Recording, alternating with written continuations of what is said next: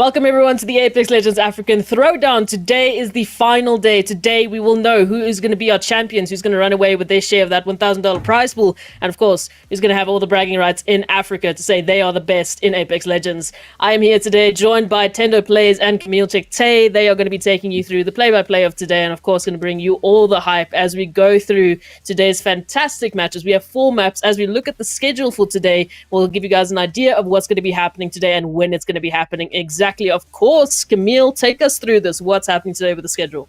Oh, now you want me to take you through this. Yesterday it was mutiny. You guys threw me off the broadcast. I was sad. I was in chat. But we do have games at the head today. Kings Canyon, Olympus, Kings Canyon, and Olympus again. So as the schedule says, first match will start at 1 o'clock sharp, 1300 Central Africa time. And then, as you can see, there's a little asterisk on all the rest of the times, depending on how long the games run. If everything runs to schedule by 3:30, we will have a champion crowned here in the African Throwdown Apex Legends event.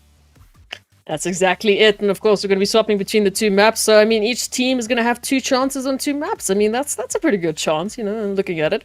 But let's look at the teams today. Let's look at the standings from what happened yesterday in our first part of the grand finale. Of course, we had 4 maps yesterday. And Tendo, you can take us through this. What happened yesterday? Give us a brief summary of our top 10.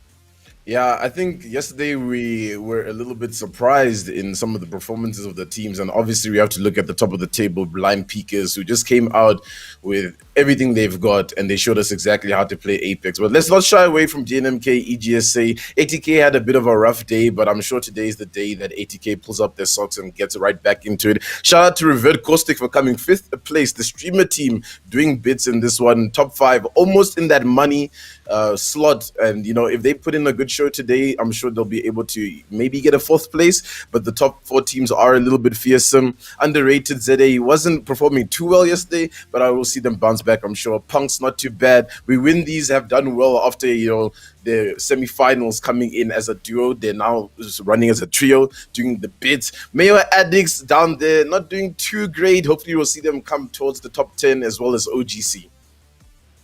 Exactly that, and we've had a lot of shakeups in these last few days. We had some crazy maps in semi-finals, and this grand final has not been disappointing. Now, of course, how do we get here? How do the players get to these standings? Why do we have a top 10 to bottom 10? How do they get these points? Let's look at the points distribution and give you guys an idea of how exactly these teams are capturing these points. So, of course, placements and kills. Those are your 2 main things here in Apex Legends. First place all the way to 20th place do have some sort of points allocated to them depending on where they place. First place is going to be taking that 20, and then it goes down all the way 14, 10, 8, 7, etc, etc. So of course the additional to that is that you can get 1 point per every kill. So you've got a high kill running team, they're going to be looking good. If they can get their placements up just as well, then of course you've got a deadly combo going to absolutely guarantee a top 10 placement. But now we're talking about top 10. We're talking about top 4 quite a lot as well. And for those of you watching at home, let's look at what exactly these players are playing for, why they want to be getting into those top 4 placements. And of course, that is the prize pool. We've got a $1,000 prize pool up for grabs. Of course, 4th place taking $100, 3rd place taking $200, 2nd taking $300. And your champions of the African Throwdown will be running away with $400. Now, for those of you watching, it's a reminder, after today, we will crown those champions. We will have confirmation by the end of today who is going to be running away with those prize pools. So, I mean, I don't know what more you need. It's just absolute hype today. Tendo, Camille Chekte are going to be taking you through it. But Tendo, I want you to give us a rundown of Kings Canyon, the first map for today, the first one that I think a lot of people know quite well. What do you think of Kings Canyon as a map? What do you think the players are going to be looking at? Yeah, I mean, look, yesterday when we were casting Esmeri, we were a little bit shocked with how the first game of Kings Canyon went. I mean, Crash Side, Spotted Lake, we saw such a flood of teams in that area. We saw DNMK and ATK ultimately dominate. So I'm sure today everybody has come together and just figured out the play style of the lobby. So today, I'm sure we'll see a lot more of a structured game, a lot more, you know, teams taking a better thought process in their rotations and some of the fights that they'll be taking, considering they probably know where most teams are going to be rotating. I'm sure there'll be still a couple of teams that are a little bit shaky in terms of what to do on that map, but I'm sure they'll figure things out as we go. I mean, they have this first game and the 3rd game to figure out their Kings Canyon game plan, and obviously we still have Olympus to get through, which was also a little bit of a crazy one. Yeah, Olympus is always just crazy. I feel like we never have a non-crazy Olympus game. But Camille, happy to have you here. Thank you for joining us. We've missed you. Welcome back. Resurrected. We do have to talk about some of the teams. Right. So let me know. What yesterday- are you thinking? Yesterday, I was actually worried. Personally, guys watching in the chat on the broadcast, I was worried that I'm going to tune into the stream yesterday. All the 4 games are going to happen, and we're going to come into the second day of the finals with the tournament essentially being over. Some teams so far ahead and, dominated the field. But if you look at what actually happened, we had a very competitive lobby. Our top 3 are neck and neck. Yes, Blind Peakers were the flashiest team. They won 2 of the maps that we saw, 2 in a row. They made their big statement, but Elite Gaming and, of course, DNMK are right there with them. And I feel like this finals day is really, the anticipation is even higher than after the semi-finals because we had such close and competitive maps. I think there's even teams who are falling in a bit like your 7-8, your PunX, etc., who I don't think played up to their standards yesterday. I think Lag won 2 maps of 80k in their group stage, their semi-finals rather. And they didn't have any good showings yesterday. So we have 4 more maps today. There's a lot of good teams left in this lobby. And I think we're going to see something amazing today. I guarantee it. Is always going to be absolute fantastic gameplay, fantastic players, fantastic compositions as well. And I mean, we spoke a little bit about it yesterday. We saw some interesting compositions yesterday, I would say, Tendo. Take us through a little bit of that with regards to Kings Canyon, with regards to how everyone was playing yesterday. We said that yesterday was a bit of a feel-out match. That's where everyone's getting a feel for, okay, who's in the group with me? How are we going to play? Where are we going to land? Crash Site and Spotted Lakes is going to be a no, etc. So talk about compositions. How do you think the teams might be adjusting today? Have you seen any sort of compositions that you think are going to be quite popular today? What you thinking? Yeah, I mean, looking at how the games went yesterday, I'd have to say my at least standout legends had to be Gibby, because I think Gibraltar was just so versatile in most of the situations. I mean, a lot of teams were caught odd on rotation, and they needed that extra cover to, buy them a little bit of time, as well as that defensive bombardment. Actually, sometimes it's not even about getting knocks or doing damage with the defensive bombardment. Sometimes it's just a big enough distraction for your team to be able to rotate.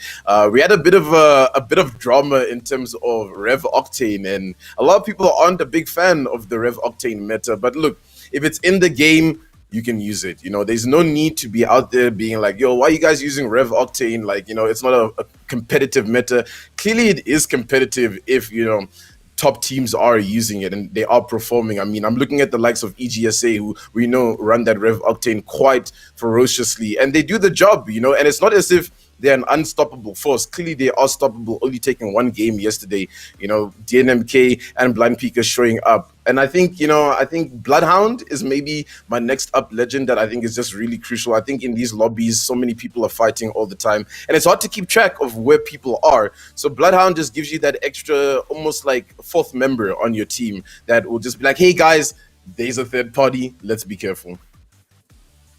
It's quite interesting to me. I mean, we spoke about Rev Octane quite a bit. It's got its pros, it's got its cons. So ultimately, it's how you use it, and I guess also just the RNG of the game. We saw so many teams falling victim to that yesterday. So many teams falling victim to rotations, etc. But I'm going to let you guys talk more a little bit about what happened yesterday, what you guys are expecting today. For those of you watching at home, remember this is the Apex Legends African Throwdown. If you want to keep up with all the standings, you want all that good extra content, then make sure that you follow the NODWIN Gaming Africa Facebook, YouTube, Twitch channels, their Instagram, all of their socials. They keep them up to date. They keep you ready and set with all the information you need. In addition to that, if you guys are watching at home, snap a pic, take a video, let us know, tag us on Facebook, on Instagram, on Twitter. We'll be retweeting those and just giving you guys a good shout out for watching and being here with us for the grand finale of the Apex Legends African Throwdown. Now, Camille, Tendo, take it away. You guys got this. Let's get it. African Throwdown. Let's go. We are heading into game number 1. This is the final day of the African Throwdown. These are the last 4 maps we will see, and this will be the 4 maps that decide which is the best team on the continent, Nintendo. On a scale of 1 to 110, how hyped are you, sir? I will have to go 111 over here, Camille, just to, out trump that scale. But yeah, man, it's a big day today, and this is pretty much what we've been working for the last 3 weeks, even though we had our finals yesterday and we had to put some points on the board, today is really the day where you can perform and you can come up on top. I mean, you win 2 clean games in a row. I mean, at the likes of like OGC, maybe Mayo, Addicts, they win 2 clean games in the row. They might just be in contention for that top 4 spot. So you're not out just yet, regardless of how many points you are. It does look a little bit top heavy, but hey, this is Apex Legends. This is RNG based games, you know what I'm talking about? So sometimes RNG might not be in your favor, but Camille, what I'm really looking at today is an 80k win. That's what I want to see. You know, it's very funny. I just want to tap back into the drama. I think Esmery purposely skipped me because they, my former name in Dota at some point, they used to call me the ZA Dota Drama Llama. So some old school memes there for the OGs in esports. But it's very interesting that this whole Octane Rev thing created such a spark in the community, right? From one hand, rightly so. It is super annoying. It's kind of toxic and it's very cheesy strat. But at the same time, if you look at how the lobbies went yesterday, Blind Peakers were a team that didn't run it, and neither was DNMK. So our top 2 teams didn't play that way. They played to their usual strategies. 20 was playing Horizon, in fact, which I was very happy to see. And then 80k, a team who's very dominant, 9 out of 10 lobbies they play in, especially in Africa, they swapped to play the Rev Octane thing, and they're the top 5. They had a great day, but it wasn't the 80k up to scratch day either. We expected them to dominate lobbies, win matches and things. So I get where it's coming from. This thing is super broken, but at the same time, it's really ironic that if you look at the lobby, Rev Octane is not the thing that's been rewarded, minus Elite Gaming, but that's the comp they've always played with, right? So it's not like they have changed something to abuse the meta in a sense. You know what I mean? Yeah, Elite has been running Rev Octane for quite some time, and I have to agree with you. I think it is definitely a difficult meta to go up against, but much like most metas, there's always a counter to it, and if the team coordinates their fight well enough, it's very easy to actually send back a lot of these, Rev Octane teams, especially if you catch them on the jump pad rotate. I mean, they can't really do much when they're in the air. You can just shoot them out of it. But here we are, we're starting the second day of the grand finals of the African Throwdown, and we're dropping into Kings Canyon. 80k taking up Crash Site today. We saw that contestation with PunX, and PunX just has not gone back to that place, Camille, at all. Yeah, no, it's unfortunate. They are a very aggressive team for them to take the L and be like, listen here, we don't want to fight these guys. You know just how good 80k are. And for good reason. I think yesterday, like you said, that Crash Site and Spotted Lakes in the first lobby was absolutely insane. It was, it was the apex of Apex Legends. We saw all the best teams there duking it out from the get-go. It was a crazy lobby, but like you said also, today things have settled down. People know more or less what all the team strategies are. They gauge things. They got to look back at the VODs yesterday, review what happened, and we might see a much more tactical game this time around. And as I say that, PunX is busy fighting. Caustic treatment plant. It's hype today. Did they get the knock here? I'm not sure, but they're looking to take the fight. They got a decent amount of guns. Tremble here running on the outside, picking up some armor and things. You could see some downs here from the get-go, and it looks like OGC Esports is the team that ran into them, but OGC much healthier. They got the blue shields and they're getting some downs here. Too easy for them. PunX gonna have a rough first game here, Tendo. Yeah, definitely a rough first game, and I think it's just that fire from OGC. Oh my goodness, that was Mayo Addicts going down at the scenes as well. So things are popping off with Mayo Addicts and PunX taking a bit of an L, but yeah, onto OGC. OGC very disappointed in their performance yesterday, but on the Twitter TLs, I could see the boys were really confident to come in today, and you can just see it from this fight at Caustic Treatment, taking out a team like PunX. So they probably feeling good about themselves, which is really good. But now Royal Esports 2, in a bit of a skerfuffle here at the Gauntlet. Things are burning and it's hot a fire right now for Cloudy, who's gonna have to dip away for a little bit. Gotta be careful to not get knocked here in the air. Very vulnerable at 1 HP, almost jumps onto the zip line. Oh my goodness, I am just clenching everything at this moment, Camille, for this poor man's. And right at the start of the game, we see both the beauty and the beast of Battle Royale. Two teams we've really hyped up coming to the finals. PunX and Mayo Addicts teams we've potentially seen the top 5 and contesting for match wins here are knocked out from the get-go in our first map. They're going to be getting 0 points out here, which is, it is insane. That's Battle Royales for you, man. Yeah, man. And it's kind of unfortunate there, for PunX, who just seem to not contest the right teams. Look, in every lobby, regardless of how stacked it is, I think there's certain fights that I think teams are able to back themselves. All right, we can probably take this team out and kill them, you know what I'm saying? So I think PunX is just unlucky because every team that seems to be contesting them is like one of our top teams. It's either 80k, now they're going on to OGC. So hopefully PunX can just reevaluate coming into the next game on Kings Canyon where to land, and hopefully they'll be able to put up some decent points onto the board. But 80k, DNMK making their regular rotations. They landed spotted late. DNMK, 80k landed at crash side. It's really good from the two teams as well, Camille, because they never really rotate into each other and take up that fight, because I'm sure they're aware that they're both towards this area. Yeah, 100%. So even though they're kind of looting where they want to and playing the map in a certain way that they're comfortable with, they're not having that situation where it becomes griefing on one another. You know, they both get to play their games to a certain extent. And looking at the 80k lineup there, sort of combo we like to talk about was that, you know, the Havoc with the turbocharger, they already have that on YSO, but underrated. Looking to take a fight here. Talking about Octane Rev, we're gonna see it right here, right now. Let's see who they can pressure, and is he gonna be successful is the question. They're looking for people, but they're not gonna find them just yet. As I say that, they're gonna run into Shumbies and they're gonna drop him, Cheetah Boy, with the first down. Yeah, and underrated doing well with their Rev Totem push over here. They managed to take out the opposite Royal Esports team, but one more member still remains on the opposite side.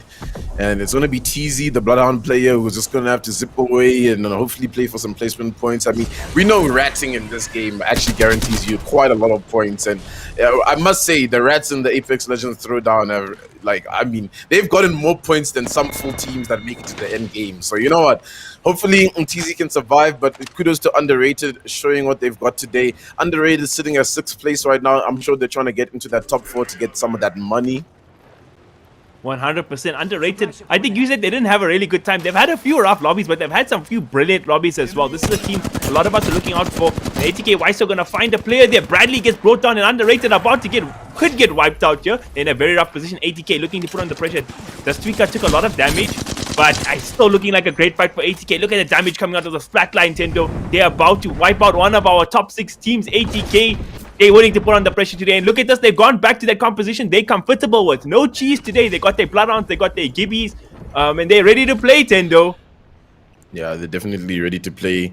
It looks like Fortune's going to be the only member left on the Underrated squad, and I don't even think 80k is too concerned about chasing them. They've got 2 KP from this. They're going to get the loot that they can from this, and they might even just chill in this area, banking on Fortune to just rotate to try to get the banners back. But we tune into Blind Peekers, who are top of the table right now.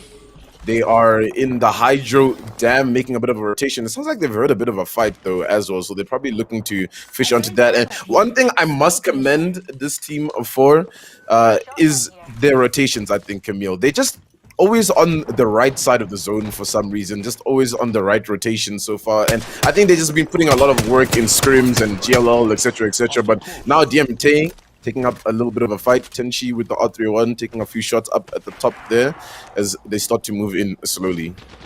You know, me and Esmery actually had a chance to catch up with them before this tournament. Hopefully that interview will be out soon. And they were saying, I was asking Gutbuster because, like, what is the sort of strategy around the game? Because you can see they're really good FPS players. You can see they came from this other esports like Overwatch and such. And they were saying he's really been putting, as the captain especially, time. They've been getting coaching sessions. He's been watching pro review VODs. He's been putting in the time to really learn the game of Apex. And it's been paying off so far. Talking about paying off, Elite Gaming taking a long range tussle right here with the flatline. Seems to be quite effective, but don't know how hard they want to commit to this engagement. And DNMK Tenchi has taken so much damage, but does have the Phoenix kit to heal right back up. Yeah, and DNMK and EGSA just across each other right now.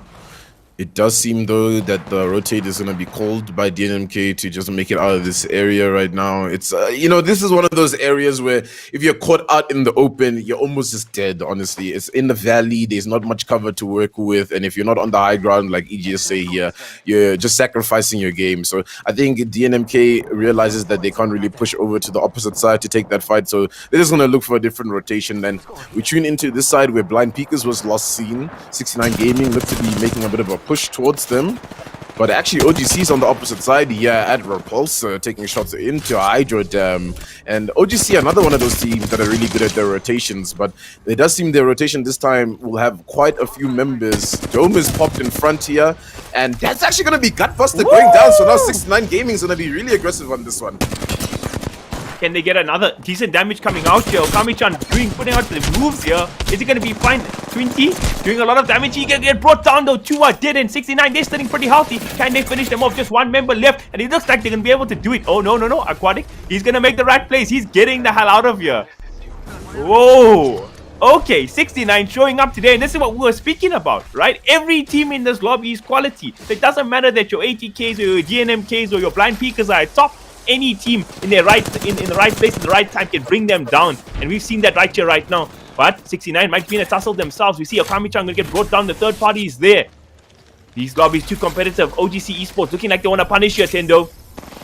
Yeah, and they're gonna zip right over the dome though. Isn't thrown properly, so that's gonna be a bit costly for OGC, but not too much though, as the rest of the team is able to get on top. But then he does get knocked. The R301 shots are good from Sergia, and he's actually done so much work onto OGC, but just not enough there. Astro's the only one left. I wonder if the defensive bombardment, no, it actually looks like a third party of 80K has joined. 80K. So now Okay. OGC is gonna have to make a rotate out. Astro's the only one left. He's actually gonna turn around and take some shots, but some good shots coming from him. He needs to not bite too much than what he can chew. He needs to just run away and hopefully guarantee OGC a few placement points. But 80K on the right rotation here, taking the right fights, getting the right third parties. And this is what we can expect from the top dogs in South African esports here. As unfortunate for 69 Gaming, because I want to give them props. Yes, they got wiped out your stream, but they outfought OGC there. They won the back with that to get a res off. They got jumped on and they won that gunfight. It was the third party that brought them down there at the end. And it looks like our streamer team, they just took one fight that they won earlier, but it looks like Cinder Live going to be dropped there in the kill feed. So unfortunate for them. Let's see if Caramel and Co can bring it back. And Astros is still alive, Tender, so he will be able to rat-a-tat-tat it out here. Yeah, he's trying to be more than just a rat-a-tat-tat and get the banners, but 80K is still in front of you. Please don't run in this direction, please, Astros. Turn around, Astros, please. It's not worth it. Play the rat game. I know you're a big boy, Gibby, but it's really not worth. But he drops the dome. He's gonna try heal himself up. Yeah, I wonder. I feel like the rest of the team needs to give him the call to just leave the banners. 80K though, in a bit of an awkward position. He's fighting it, man, and he actually goes down. So.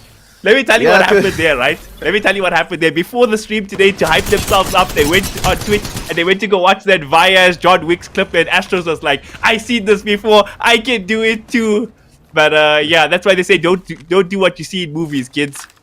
Yeah, definitely. Don't see what you do in movies, don't see what you see in broadcasts, because sometimes it doesn't work out. So 80K managed to wipe out two teams there, if I'm not mistaken. I mean, they had to go through 69 and OGC. Well, OGC went down to the hands of 69 due to that third party. MaFisi looked to be trying to take a fight up with 80K. MaFisi, the only team, I think, if I'm not mistaken, running as a duo, and they've been running as a duo the whole time.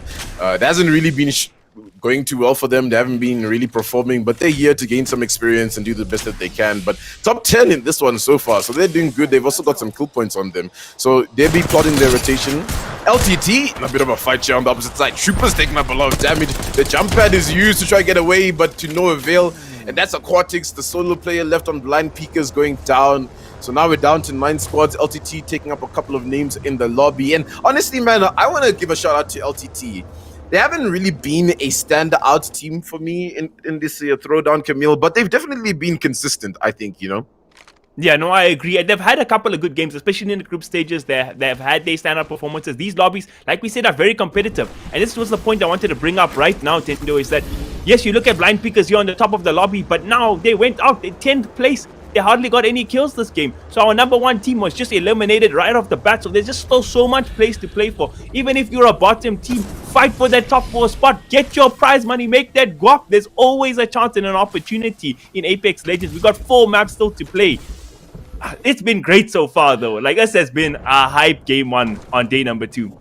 Yeah, it definitely has been hype, and we still got some heavy hitters in this one. I mean, look, I think for the storyline of today, we need this 80K win to really open up the lobby. So far, Blind Peekers has gone out at the top, so they won't be getting themselves too many points. I mean, if things continue going on like this, it looks like DNMK will be our top team. But look, I'm banking on this 80K win right here. I feel like the boys are doing good so far. They've got some really good rotations. They've been playing these edge of zone fights and farming these kills as well. So they're getting the points on the board. So hopefully they find themselves in a good position and they'll be able to move forward. But now look at this, EGSA, they're in trouble, yeah. And it's Royal Esports who brought them down. Yes, they did from the long range, and now Elite Gaming, they're going to pop the totem, but it's going to be a 2-on-3 fight here. Can they win it out? Some good shots coming out. Margin going to be down and out for the count. Can Royal Esports take this fight? It's a tough battle. We've seen what Vias can do in the past, but they do have the tactical advantage, it seems. Alphon going to have to heal up, though. seems like a reset is coming from the teams right now.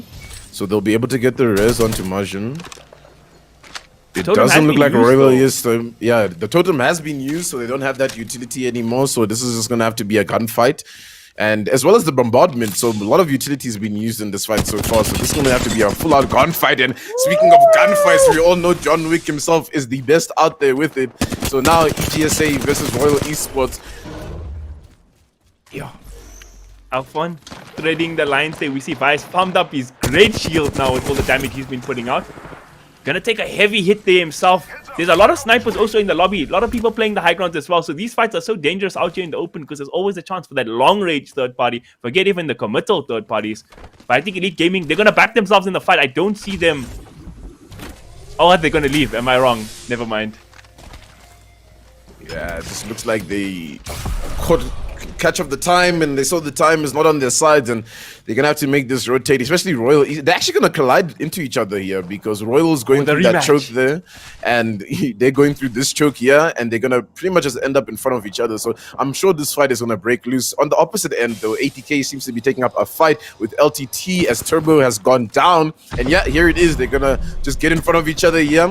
Majin trying to get a sneaky angle here to do some damage with the R99. Royal not giving up much though to EGSA, but Alphon's taking up a lot of damage but dealing a little bit of damage as well on his side. They're back against the wall here, pretty much behind this cover, and it's not much to work with as the R-Star goes out onto Alphon and he gets knocked now. So it's Cloudy and Troy who are left. The zone's also pulling them in, so the rotate has to come through, and EGSA look good to clean up this fight.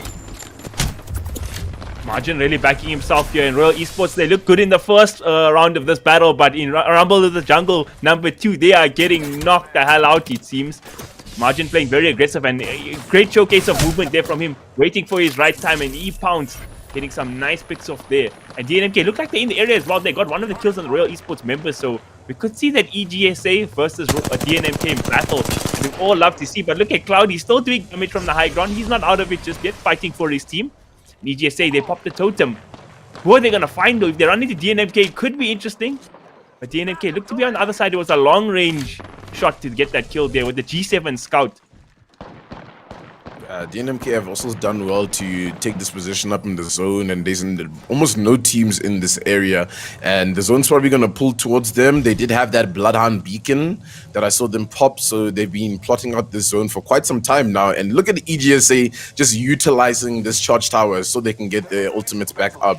And you know, that's one thing I think that I'll say puts the Revenant meta kind of like at an equal footing. You don't get charge towers on any other map besides King's Canyon. So I'd say Rev Octane is really only like a really good meta to use on King's Canyon, because on Olympus the map's too big and you're probably not going to get to your designated, you know, third party location or whatever it may be using that Rev totem. So on King's Canyon it's a really good meta. And I mean, I can even recall some games, Camille, if you're watching yesterday, where EGSA pops their totem, they jump into a fight, but there's just so much room for them to work with that they're unable to capitalize off that totem push.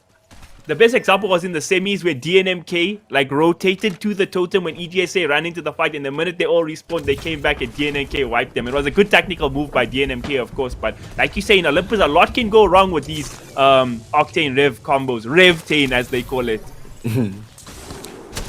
Yeah, and the rotates are coming through now. DNMK does spot EGSA, but there's enough foliage in the area for them to get enough cover. Yeah, actually, there's 7 squads left. The zone's about to get really tiny. So I wonder where a lot of these squads are hiding up. I wonder if there's a lot of solos. I mean, look, Cloudy there as a solo left on Royal Esports. Revert, Caustic are still in this one as well. And honestly, these boys have been doing so good with reading the zone and just playing their time out, you know, and they've mainly been getting their points via placement. And not a bad position they're in. They're in the zone. Or Tremble as well, Rat in this one, just chilling out. Revert Caustic is going to be above them, so they do have to be careful. Oh, we cast this curse to Tremble. We apologize. ATK going to find that Rat there, so he's going to get knocked out. Then the looking to take a fight here. Shot not 100% on the mark. Going to get the heal up though. There might be pressure. He's looking to take this gunfight. Is it just a Rat waiting there, looking to die? I'm not sure. And Cloudy in a very weird position here as well, trying to get that place finish. He's in such a tough spot, honestly, and it actually looks like it's a full team that's just ratting on the edge of the zone. Yeah, the ultimate does go down. It does look like DNMK is also taking up a couple of fights on their end. Yeah, Revert Caustic looking to fish out these kills. They do have a couple of kill points on the board, but they are looking to get some more. Currently sitting at 5th place, so this is a really good game for them to solidify their 5th place finish, especially since I'm not too aware where underrated is. They did go out, actually. Yeah, I remember them going out, so they're doing well to stay on top of underrated at this point with Revert Caustic. Yeah, my words of encouragement to Caramel Gamer, really carrying him strong here. But all memes aside, Revert Caustic has done very well. They're in the top 5. They are competing for prize money, and they're in a very good position now in this first lobby of day number 2 here of the finals. But we have a lot of quality teams left. Your DNMKs, your ATKs are still here and ready to battle it out. Yeah, I mean, just looking at the zone, I'll have to just give it to DNMK for this win. I just think they have so much control. And one thing about DNMK is once they've taken control of a zone, they don't let anybody get past them. So they're going to just be scouting out and seeing what they can fish out in terms of just whatever information they can get. They do obviously have those scans as well. So as soon as this next zone closes, I wouldn't be surprised. Truly sends out the scan to see what's happening. ATK on the opposite end there, just below DNMK. So that's a little bit shaky. It does look like the teams are trying to rotate in, and that has to be Revert Caustic on the opposite end taking a lot of this smoke. They're not quite in this next zone, so DNMK is going to look ATK found bias. They found the rotation onto EGSA. I even forgot they were still here, but they were in a great position, and now that might be rough. But let's see if DNMK finish out the streamer team. They get the drop on Daddy Cool here. Can they find the rest? Caramel, what can you do? You gotta go down, fam. It isn't there around today. And ATK still fighting up against EGSA. They drawn margin as well, so it should just be one member left. Oh, ATK and DNMK, the top dogs. They're the only two left. What a finals!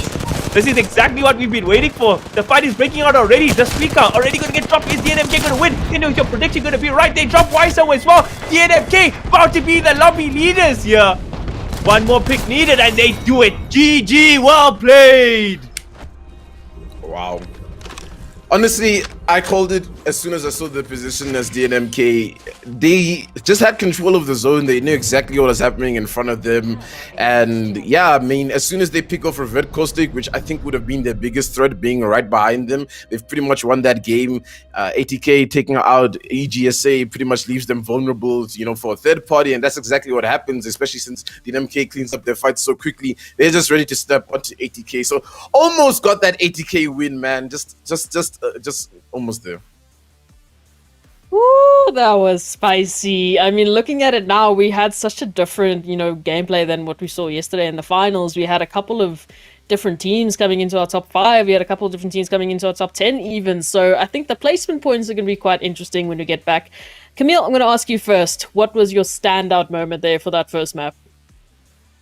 Ooh, I think DNMK got the win, but they were very good yesterday, so I think it's just business as usual for them. But I'm really glad to see the way ATK played in this game. I think they were playing up to their standard. They were playing up to scratch again because they went back to the comp they're comfortable with. Their rotations were on the money. Their gunfights, it wasn't just.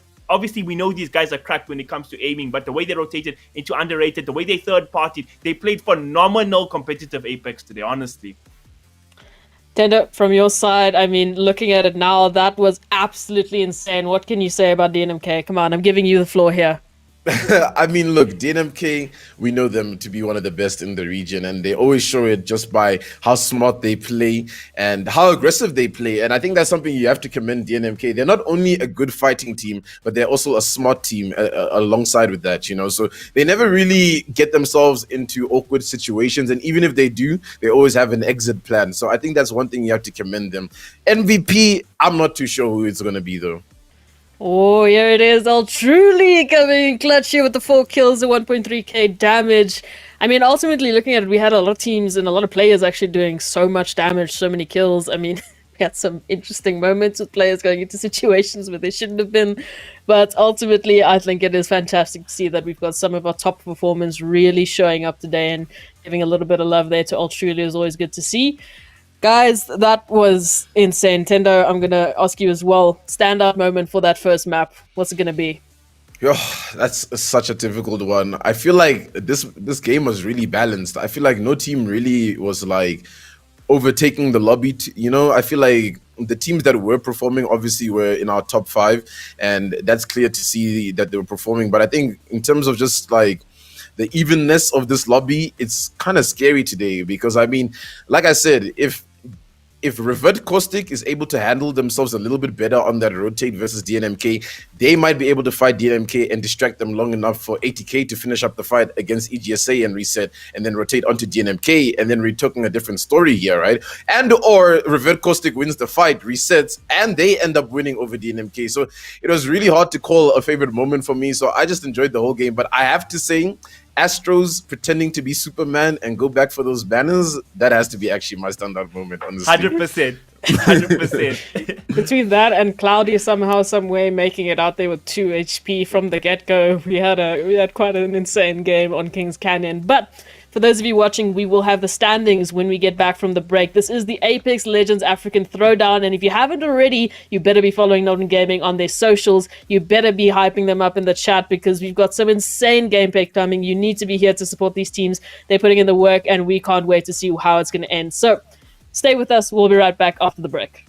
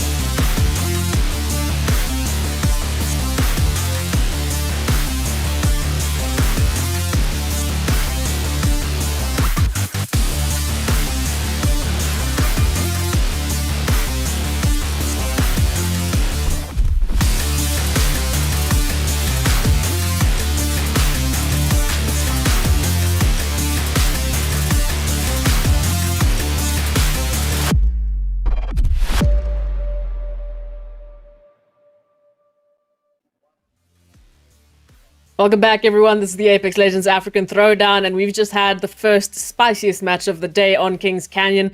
We had an interesting couple of top 5s, top 10s, and ultimately it was DNMK that took away the W.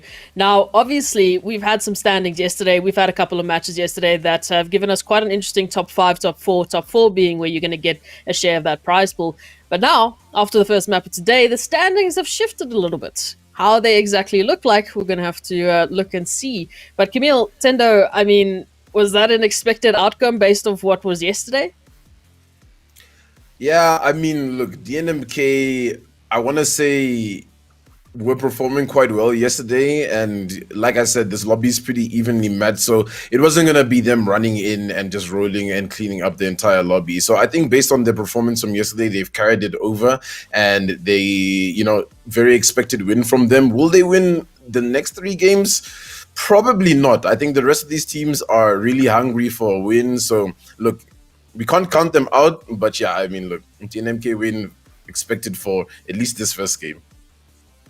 Camille, from your side, what are you thinking? I think a lot of the time we've been hyping up just how open and expansive the lobby is. You have 20 really good teams and stuff, but the extra credit has to be given to the top teams on the African continent. Your ATKs, your DNMKs, your Elite Gamings, your Blind Peakers, your top of the groups have been the best in the lobby. They've consistently made your top 5 finishes. The standings show a similar story here, and I think we're going to have very competitive games going into match 2, 3, and 4 today, because as you see, the standings have shifted completely. Blind Peakers, our champions of yesterday, are now almost 30 points behind DNMK off the top. So there's a lot of changes that's going to need to be made, and anything can happen in Battle Royale. The best team yesterday was taken out right at the get-go in just one bad gunfight, so you just never know how these things are going to happen. Man, oh man, looking at that now, exactly that. I mean, we had 1 point difference between Blind Peakers and DNMK yesterday, our top 1 and top 2 team on the leaderboard. So it's crazy to see. And in addition to that, Elite Gaming, they've gone all the way up to 2nd place right now. ATK still in the top 4, in 4th place, and Revert Caustic in top 5. Tendo, take us through the rest of the games. What were you thinking? How is this exactly what you were expecting to have to be the outcome? Look, like I said earlier, I think for us to see a more open lobby, because now it's feeling a little bit top heavy. Obviously, DNMK sitting with 122 points. I mean, kudos to them. They're really putting in the work. But look, if ATK had ended up winning that game, they probably would have shot up to about that. But the points are pretty steep. But look, I think if you're looking at the table right now, you still have to give it your all. It does seem like they're running away with it, but one good game will really put you up at the top. I mean, looking at EGSA, they just need to win one good game, and DNMK to have a bad game, they'll end up on top. Blind Peakers, just the likes, you know, one good game, one win from them will push them up. And I'm not looking away at ATK as well. I mean, they can still do it. They can still farm up the lobby quite well and put themselves at least at a 2nd place, you know, maybe leading into that 3rd, 4th game, looking to maybe come at the top of the table. But at the rest of the teams, at this point, yeah, you're really just playing for that tweet at the end of the series. You know what I'm saying? Guys, we came 5th place. Guys, we came 6th place. And you still have to give it your all, because that's something to walk away with, you know? Best teams in Africa, you going up against them, you come 5th place. That's something to walk away with and be proud of. I mean, Revert Caustic right now have done well to retain that 5th place lead. So hopefully we'll see them there. But underrated, you can't count them out just yet. Maybe a sneaky underrated win. Mayo Addicts haven't really performed up to standard just yet. And I know, Esmeri, you were a big fan of Mayo Addicts, and hopefully they can pull it back. Yeah, I think a lot of the teams that we were looking at in the group stages, looking at the semifinals, that we were like, oof, these guys definitely a top 4 finisher, maybe a top 3 even, have fallen off a little bit. And that is thankfully, well, unfortunately, to the gods of RNG and how the game really goes. As Battle Royales, at the end of the day, you can't control who you're going to be running into. If you're Astros, you can't control the fact that you're running straight into ATK's crosses when you just want to get your team's banners. Anyway, moving on, it is what it is. It is Battle Royales, and at the end of the day, we can't control these outcomes, but what we can control is what we're going to be putting on social media. So for those of you at home, if you are watching right now, if you are with us in chat, remember to send us a photo, post it on social media, tag us, and we will retweet. We'll give you guys some love, just to say thank you for being with us and to give back some of the incredible love that you guys have shown this tournament and that you have shown the players. We really appreciate it, and we want to give back a little bit. So please tweet us there. Instagram, at all of that. Hashtag African Throwdown. It's going to be good. It's going to be spicy. Now, talking about a map, we are going back to Olympus. We've just seen Kings Canyon. We've just seen our favorite map gone and away with the wind, and it was an absolutely spicy game. Whether or not we're going to have another aggressive, another action-packed game once again on Olympus, I feel like that's possible, but we never know at this point. At this rate, I am going to give it over to Tendo Players and Camille Chite. They're going to take you through the play-by-play of this insane game, of this insane tournament with these amazing players and teams. Ultimately, guys, this is the Apex Legends African Throwdown hosted by NODWIN Gaming Africa. If you have not already, bear to follow those Twitch and YouTube so you can keep up to date with everything, and the socials to keep up to date with the standings and the extra content. So, guys, let's get it. Over to you guys. We are heading into Game 2 here on the African Throwdown Finals Day. Tendo, in the last map, we saw a very, how to say this, a tactical game. We saw DNMK making very clear rotates around the map, holding their positions, playing very smart Apex. We saw some of the things from ATK, really timing their rotations in, third-parting to the finest order. But that was Kings Canyon, a map everybody knows well, a map that's constructed in a way that leads to good Apex Legends. But on the other hand, here in map number 2, we out here back to what we like to call the Wild West. How do you expect this lobby to sort of pan out as opposed to game number 1? I mean, look, I want to say maybe a little bit more tactical, a little bit more slow pace, but obviously the map doesn't always allow that to happen, especially if you're, like you said earlier, you never know who you're going to run into with RNG, right? You might just run into ATK or DNMK, blind peekers, the likes, and you have to take up that fight and you have to win up that fight. So it's really going to depend on rotations, I think, with this map. And unlike Kings Canyon, I will say, I think this map is very big on rotations. Kings Canyon, I think sometimes you can get away with slacking off on rotations and, you know, fighting a little bit more. But I think on this map, if you end up fighting a lot more, you're just going to get caught out and teams are going to start to rotate on you. So I'd like to see, especially my teams to look out for this game is PunX and OGC. I just feel like they're really, really good teams, man. And I just don't feel like they're getting the good side of RNG. I feel like every fight they're taking up is a top team. And hopefully in this game, they rotate towards those teams that aren't really up at the top, that they can win fights against. But hey, look, you can't count anybody out, but hopefully they do get those points on the board. 100%. And rotations, like you said, there's a lot more space on this map to rotate. And we've seen it being a defining factor a lot of the times. I can't remember if it was a lag game or underrated game. It could have even been a Mayo Addicts game where they were doing really well in the lobby, and then they ended up just dying to zone out of their own volition because they didn't make the correct rotation. After getting like 4 or 5 kills in the match, it was like a very hilarious thing, one of my highlights of the tournament. But it does just go to show how diligent you need to be on the rotations on this map. But like you say, you know, there's PunX, there's underrated. Lag is the team I really want to spur on. You know, I think they showed us. I mean, we really underrated them. They're a team from Egypt. We didn't know them coming into this event, but they had some great games, and I don't think they've brought that same fire there to the finals. Mayo Addict was a top 2 team in the group. After the first 4 group stage games, they were the top 1 team. They were ahead of Elite Gaming, but now in the finals, on the most important stage, they haven't managed to bring it just yet. But still 3 more lobbies to play, and I really hope, even if it's not for a top 3 placement, for the pride to show the world their level of skill, that they really show up for these games. See Orbital Canyon? Oh, no. Yeah, we did see one team drop there. But yeah, take it away, Tendo. Take it away. Yeah, the teams are going to be landing in, and I wonder what contestants we are going to see. But I mean, look, today is one of those days, we even saw it on the last map, where teams aren't actually contesting each other too much off drop because they pretty much know exactly where they are.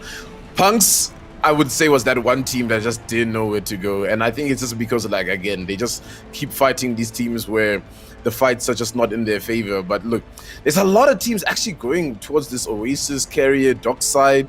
We do know that ATK usually likes to land at docks on Olympus, so you got to be careful there. One team going to Turbine/Fight Night here, and we'll see just how well the loot distribution is. This is a bit of an awkward landing, in my opinion. You know, you never want to land at your drop spot and run into it. You know, you got to land in it and just starting off the bat, because these are precious seconds that are being wasted. And honestly, something I recommend the teams to practice is getting to those drop spots. And obviously it does like depend on how the dropship does come into the map.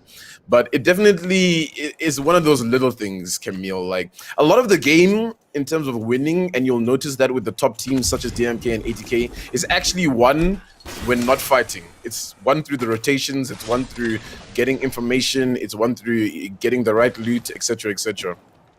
I mean, last game is a perfect example of that. DNMK in a lot of the matches truly smash lobbies. Like, they're getting double-digit kills. They're styling your MVP, sitting on like 9,000 damage at the end of the game. But that was a very quiet game. Our MVP only had 1,300 damage, and this was a good reason because, like you say, there's more to Apex than just shooting, right? There's all these little things. How you drop, the way you rotate, all those little things. And I think, especially at this highest level in these, you know, crunch time matches in the finals, these little things are even more important. Yeah, and I mean, that's why it's also like point of interest as well, why people compete for it so much. I'm sure you're watching the GLL Master Spring where we saw ATK and DNMK contest each other. A bit of drama broke up on Twitter, like, why are two ZA teams fighting? It's not them fighting, they want that spot because it has good loot, you know, it guarantees you a beacon as well, so you can plot out your rotations, and you can definitely see the more S-tier drop spots definitely bring out the more S-tier teams, and that's just something you have to fight for sometimes. 100%. End of the day, you know, DNMK and ATK might be at the bar together after the tournament, but in these things, they hardcore rivals and blind peekers. They had a rough first map here in day number 2 of the finals, but this time around, looking to redeem themselves, fighting up against MaFisi. Horizon, it's off the vertical lift. Are they going to manage to get off the kills here as well, though? MaFisi on the run. They're playing with a Bangalore and a Caustic. So this is the lineup they've run with, I think, the whole tournament, if I'm not mistaken. There's a few teams standing by the Caustic and Gutbuster doing a lot of damage, but he's going to get dropped himself. And actually, he didn't manage to bring one down. Blind Pickers might be in trouble here. But can they pull us out? Twinty doing a lot of damage. What we expect from the entry fraggers here of this Blind Pickers team. But it's a 2-on-2 event right now. We'll see who's going to win. Look at the damage coming out here. Blind Pickers are not of pressure. Here, Tendo. Are they going to win this fight though? Look at the damage coming from the alternator. They're going to bring another one down. The tables have turned. It's a 1v1 though. So now it's a Aquatic who has to win this one up. But the Mastiff does so much damage onto him. Is this going to be it for Blind Peekers? Sitting at third place, they need this win. Aquatic needs to clutch it up, and he does. And Blind Peekers, by the skin of their teeth, are in this one. They need to shake it off. They need to pull their socks up because Blind Peekers has not turned on just yet. Luckily, though, they go up against MaFisi, who haven't been too much of a formidable force in this lobby, but definitely do have the mechanical skill, and you can definitely see that in this fight against Blind Peekers. They almost got them, you know, so now they just get the opportunity to reset. Hopefully, there's no third parties in the area.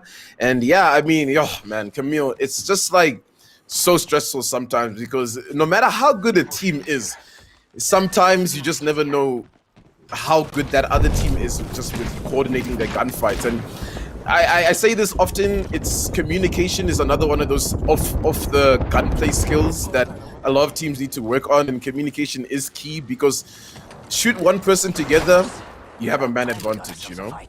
And it's so weird because 9 out of 10 times when Gutbuster jumps in to be aggressive like that on the Gibby, has to make his shots into like 3 players, he usually does. But on finals day, if it doesn't work out for you, it can be very, very detrimental. It can be a big risk, and it can just be the thing that really affects you on the day. If they were out here, they chanced that winning this lobbies could be really high with just 2 matches left to play, having a bad finish here in the second map. But they managed to clutch it out in the end. It was a very sweaty situation, but yo, it's a game of margins at the end of the day. Esports at the highest level. These things are super impactful. We win this. Gonna fight up against Mayo. Addicts. Can Mayo Addicts take this fight? K9 looks like it was dropped though. So not an easy fight for them. They're gonna have to fight 2 versus 1 here. They did get another 2 drops themselves, so they should be able to win it out in the end. Look at the damage from the Spitfire. This gun is just ridiculous, actually. And Mayo Addicts do manage to win out that fight. So another team we're really putting pressure on, hoping they do better. They finally do clutch something out, but it looks like the team that are looking to jump on them. The Octane Rev combo is here. Outlaws NG gonna do Dr. Sid proud here. Did they get a knock? No, they didn't. But Mayo Addicts will be under a lot of pressure here. Yeah, and this is such a good push from Outlaws who dropped this totem down, and they're just gonna come back and try clean up Mayo Addicts, but luckily Cold with the Spitfires doing so much to just buy the team some time here. The zone is gonna be ticking down on them and moving, so this is a very, very clutch situation. So now it's that decision. Does Outlaws go for this risk staying in the zone for an extended period of time, or do they go for the rotate here? It does seem like they're scouting out first to see if they want to go for this. It does look like Mayo Addicts, though, are going to leave Cooper behind and just go for the rotate. And they're going through the phase runner, Camille, which is very risky because on that opposite end, you don't know what's there. Man, oh man, but desperate times call for desperate measures because, like you say, Outlaws didn't want to really give them a chance here. They're camping out this Cooper's box, and they're looking like they want to fight. So great rotation from the Nigerian team, really showing up here on finals day. They were very close to the top 10 yesterday, and Dr. Sid did say he's donating $100 personally if they can do Nigeria proud and make it onto that top 10 finish. But Royal Esports had a very good map 1. They seem to be looted up quite nicely, and like you say, going to this rift totals is very dangerous because you don't know who you're going to run into at the end of the day. Krokkenosters and Royal Esports playing in a very similar vicinity right now. We'll see if a clash breaks out between them. CRC, they were also quite a what's the word to say, like quite an underdog team in the groups. None of us really noticed them, and then they just kept on getting these like high place finishes. They're rotating on the map path. They played a lot of snipers with the charged rifles, quite ironically. So let's see what they managed to do here in game 2 in this finals lobby. And we see Cheetah Boy bringing down Cinda live there in the kill feed. The streamer team might be in trouble fighting up against Underrated this time round. Might be in trouble indeed, but it's actually a 3-way fight here because OGC is also involved and they've taken down a member over on Underrated. So this is a big cross fight that ATK is maybe involved in as well, considering they're almost in a similar area. And Das needs to be careful. He's taking up a lot of smoke here and he keeps peeking that angle and he just needs to be careful. But actually this is Blind Peekers on the opposite end of the fight versus ATK. ATK have taken up a lot of smoke here.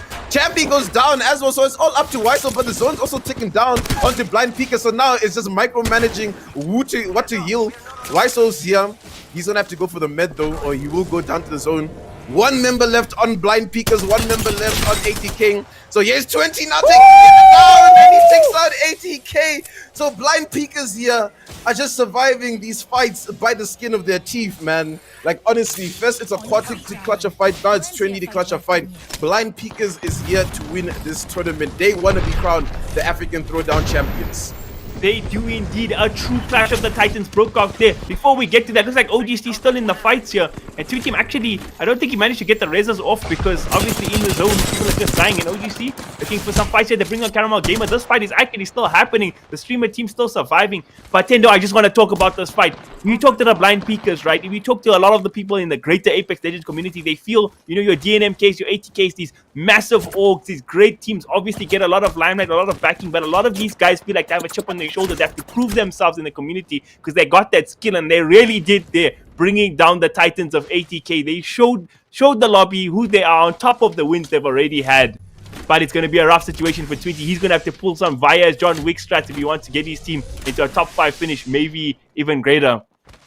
Yeah, and we're just seeing a lot of top-heavy clashes as well. I mean, well, not really because OGC and Underrated aren't really towards the top side. But I mean, look, it was OGC, Underrated, as well as Revert Caustic in a fight. But it looks like Underrated is actually the team that was able to manage their team well. Cinder has gone down. But now 69 is also involved. So many teams are getting flocked into this area. Cheetah Boy has taken a lot of damage. The wingman shots, though, are insane, as they dominate over 69 Gaming and take them out. So Underrated are here to make some noise. And you know what's great about this lobby? In the last one, we really spoke about the tactics, right? We spoke about the, you know, the brains needed, the strategy needed to be a top Apex Legends team. Here on Olympus, from the top teams, we're seeing the skill needed, just how good these guys actually are in the gunplays, in these clutch situations. Underrated showing up, Blind Peekers in the roughest of rough situations been showing up, and it's been some phenomenal Apex here. Stream, you better be appreciating this because this doesn't come around every day. And Krokkenosters, they're still in it. They've made a top 10 finish here, playing a very slow game. It's always been their tactic. Let's see how long they can keep on pulling it off. Royal Esports is a team in a similar area who's been playing in quite a similar fashion as well. So if you see these teams battle it up, it'll be quite ironic that the most defensive teams have to fight against each other. Yeah, definitely, because they never really look to take some fights. They're always looking for a good third party to get involved with. And you can just see by the way they're playing these buildings, they're not even fishing, they're not exposing much.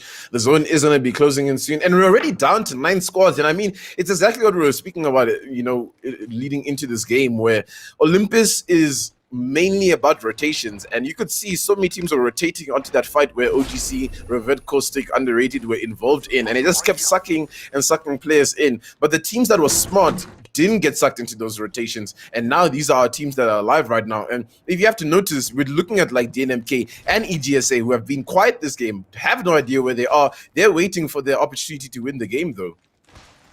They are indeed. Look at them. DNMK, Here they are. Everybody's playing like a lot of these teams, like you say, playing this very slow game. Even DNMK, a team we've seen, I'm pretty sure seen with 20 bomb on this map, has decided to play a very different tactics. Elite Gaming again playing this Rev10 combo, they classic here. Been quiet, but as I say that, the fight's about to break out, looking to pressure some people, and we're only getting into zone 3 in 2 minutes. Like, the lobby has been lightning fast. Lightning fast as they pop the Rev Totem. And look, this is exactly why it doesn't work on this map that well. There's so much ground for them to cover. Even if they had to jump pad, they just get shot out of the air. So now they're just trying to get as close as they can, but they actually managed to single out one player. So Outlaws just didn't do well with their communication there, and they just all need to be on top of it here. So now EGSA has the advantage, and they're probably gonna push onto Outlaws. So yeah, look, I think if Outlaws was able to handle this a little bit better with a bit more team coordination, they would have handled that Rev push. But look, they still have a little bit to work with. They've also got a Rev Totem on their side here. Catboy doing as much as he can, but it's just not going to work out too well for them, as EGSA is just an overwhelming force at this moment. Oh man, EGSA, top tier coordination there. And like you said, Outlaws, one of their players had the right idea, exactly the right idea how to deal with the Rev 10 combo. They shot him through the air, almost like he didn't miss a shot there in terms of tracking the enemies, but other teammates not in position, and that's where the tactical play, again, is a very big impact in Apex Legends. Your communication is not on point, your positioning is not on point. These combos really do punish super heavily. Yeah, and this fight is actually breaking loose at this point here, and I'm sure it's Krokkenosters versus Royal Esports 2. Troy's taking up a lot of damage, does need to be careful, does have that butt at least to pop. And it does look like the team's going to be aggressive here, and they're gaining some ground. Actually, it's also because EGSA was in this area, so now they're just trying to fish this third party. And Days Machine going down, so Krokkenosters not too sure where they are in this area. They might just be hiding, waiting for their opportunity, the third party. Royal Esports has smelled blood, and they are going to push in on this one. Troy running in with the EVA 8. Elite Gaming doing well, though, to just maneuver out of this fight as much as they can. They're going to kick this door down and just confirm this kill at least. But EGSA, not too sure where the other two members are at this point. They're probably trying to plot out how to win this fight. The team is stacked on top of each other right now, Royal Esports, so they're doing well. But it does look like Jazz on the opposite end is taking up another fight here and has taken down 20. So 20 is probably out for the count. Probably the last player left on Blind Peak is not sure if they were able to get any banners and recover that. It does look like the EGSA is going to make the right choice here, but not right enough as they're running out in the open, and the charge rifle from Cloudy takes down Jazz Jurek. So now it's just Vyaz. John Wick himself has to make a comeback. Krokkenosters have been quiet here. They haven't shown any presence at all. And Royal Esports, I feel like this is a team that's consistently done well, and I've never given credit to, but man, oh man, here on the biggest stage, they've really showed up. And with the sniper, like you said, they got two big picks there, and look at what their sniper player finds, a freaking Kraber. So they're ready to rock here in this map number 2 in our finals.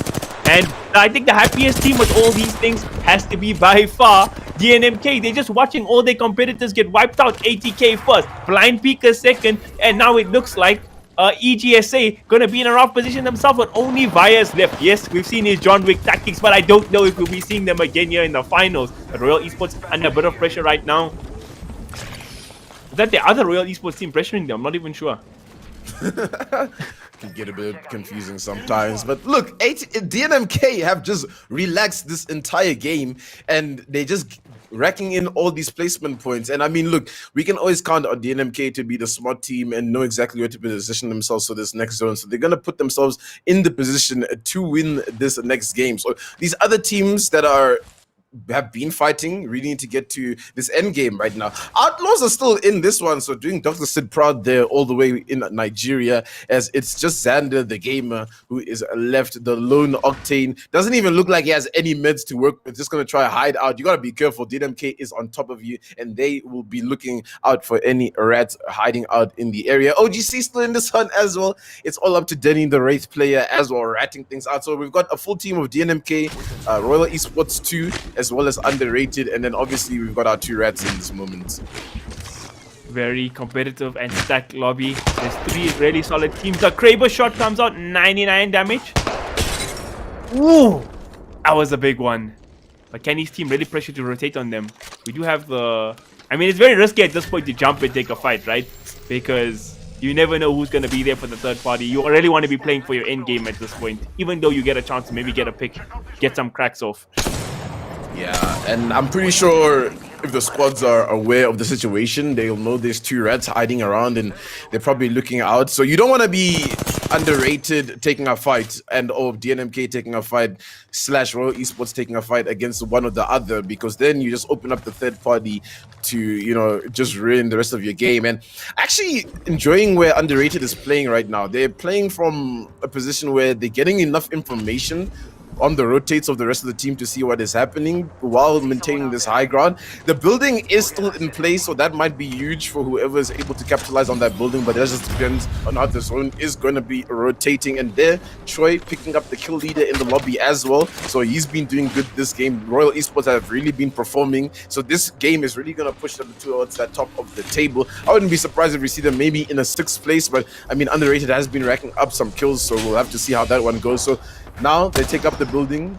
That's not quite in the center of the zone there. Royal Esports is still Underrated up at the high ground, holding things down, and DNMK on the opposite end. But look at the zone and how it's favoring Underrated.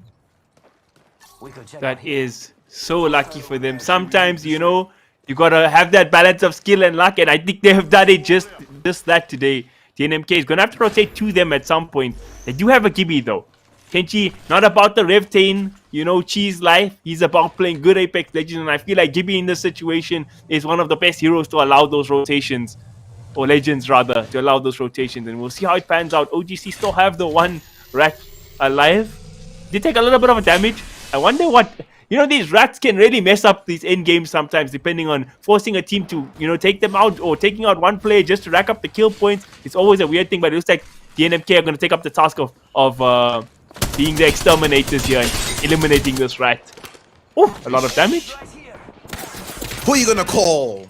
Rat Busters. Who are you gonna call? Rat Busters. But okay, all jokes aside, it does seem like all of our rats are out of this one, and it's only the full teams that are left. And one thing about Bonsai Plaza is there's so much like cover, there's so many angles to cover, so it's really difficult for these teams. But Underrated with a really good position, and the problem that we see here is now DNMK and Royal Esports 2 are on level playing ground, right? So it's really a fight between them, and Underrated is just gonna have to guard their ground up here, and as long as they can do that, I don't see why Underrated doesn't win this game. But look, you can't count out DNMK just yet, as well as Royal Esports. I mean, they've been performing so well, and they have that crate advantage. We'll see what they can do with it. They've been very good on the snipers so far. I think I heard a crack there, but the longbow is also going. Very effective shots coming out here from Cheetah Boy. We're using this gun to a very high level. And now we have this big trio here. DNMK, Royal Esports, and Underrated. Ring is about 1 minute Royal before the Esports ring is just in a 6. tough spot though, eh? I think. Don't you think? Like, look at what's happening, Camille. It is It's so bad. disgusting. It is so dirty. Oh, please get them into some cover somewhere, anywhere. And I don't know how DNMK are gonna leave this. They're gonna get wrapped around there. The fight is breaking out. Are they gonna win it? They bring down one. Cheetah Boy, it is all teams in this area right now looking to fight. Royal Esports already down 2. Alphon by himself. He's gonna get taken out, and it's just gonna be that one-on-one affair. DNMK down a play. They should be able to get the res off, but how hard is Underrated gonna pressure them? They're gonna go immediately. Can they win this out, or is DNMK gonna pull the clutch itself? They're trying. Look at the shot from Altruly. Tracking was decent, but not decent enough. It's still a 3-on-2. DNMK, how are they gonna do this? Cheetah Boy has to heal up here. Bradley is so low. DNMK might be able to clutch this. Tendo, is your home team gonna do it? They're trying right now. Clutch is on 1 HP. It'd be the most clutch thing ever if he does it, but I don't think it's gonna be the situation. He's really trying for it, but he's gonna get brought down. Underrated. Claim they first up here, Tendo. It was about time for Underrated to show up. They played this game perfectly. Every rotation that they were on, they read exactly correct, you know? I mean, they ended up being the team on the high ground, and exactly what I said was going to happen, Camille, is DNMK and Royal Esports are eventually just going to have to... One team has to decide, guys, we need to just play for second place because we ain't going to get this first place. And that had to be Royal Esports, considering at the top, Underrated did so much damage to them. They're like, we just have to get in this building and we're probably going to have to take this fight. And luckily, they managed to knock one player down on the side of DNMK, and that just opens it up for Underrated to come in and swiftly take out DNMK as the third party to win the game. At the end of the day, it's about playing the long game. It's about playing that placement game, playing for the win, and Underrated did exactly that. Long-awaited W for Underrated.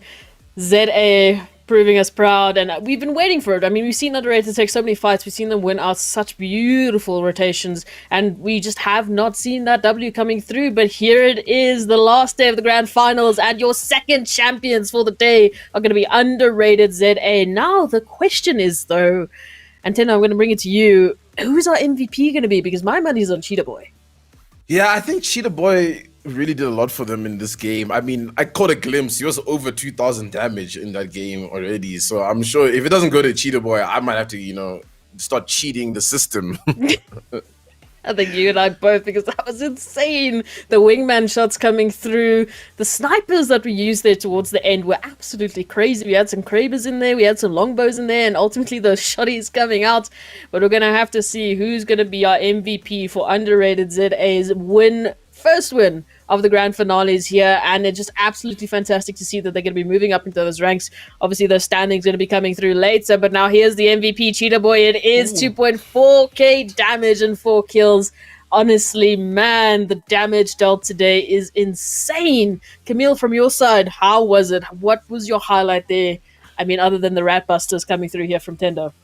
Okay, firstly, you gotta really put some respect on Cheetah Boy's name. I think it was Altruly who was the MVP of the last map, and that was 4 kills tied, but he has 1,100 more damage than the last MVP had. So he really showed up. He put out the beef, you know. But I think my highlight of the map was just watching your top teams battle it out in the early portions of the game, where you just see pure gunfight action. Obviously, it was very tactical here at the end of it. Underrated held their high ground. It was top tier in-game Apex Legends from them, but we had some mega 50-50s throughout the game, you know, where teams had to just really show their skill, and they did in a lot of cases. But at the end of the day, the good Apex Legends was rewarded. DNMK managed to secure themselves the top 2 spot yet again by just playing the quiet game, holding a building for literally the entire map. And Royal Esports, special shout out to them. They played phenomenal. They were kill leaders. They got a top 3 placement. I hope the standings really reflect how well they played in this last game and throughout this whole second day of the finals. I think we've consistently had a different group of teams there towards the top, and of course we had that early clash there with Blind Peakers and ATK finding each other, going through the fights, and ultimately leaving 20 alone and afraid.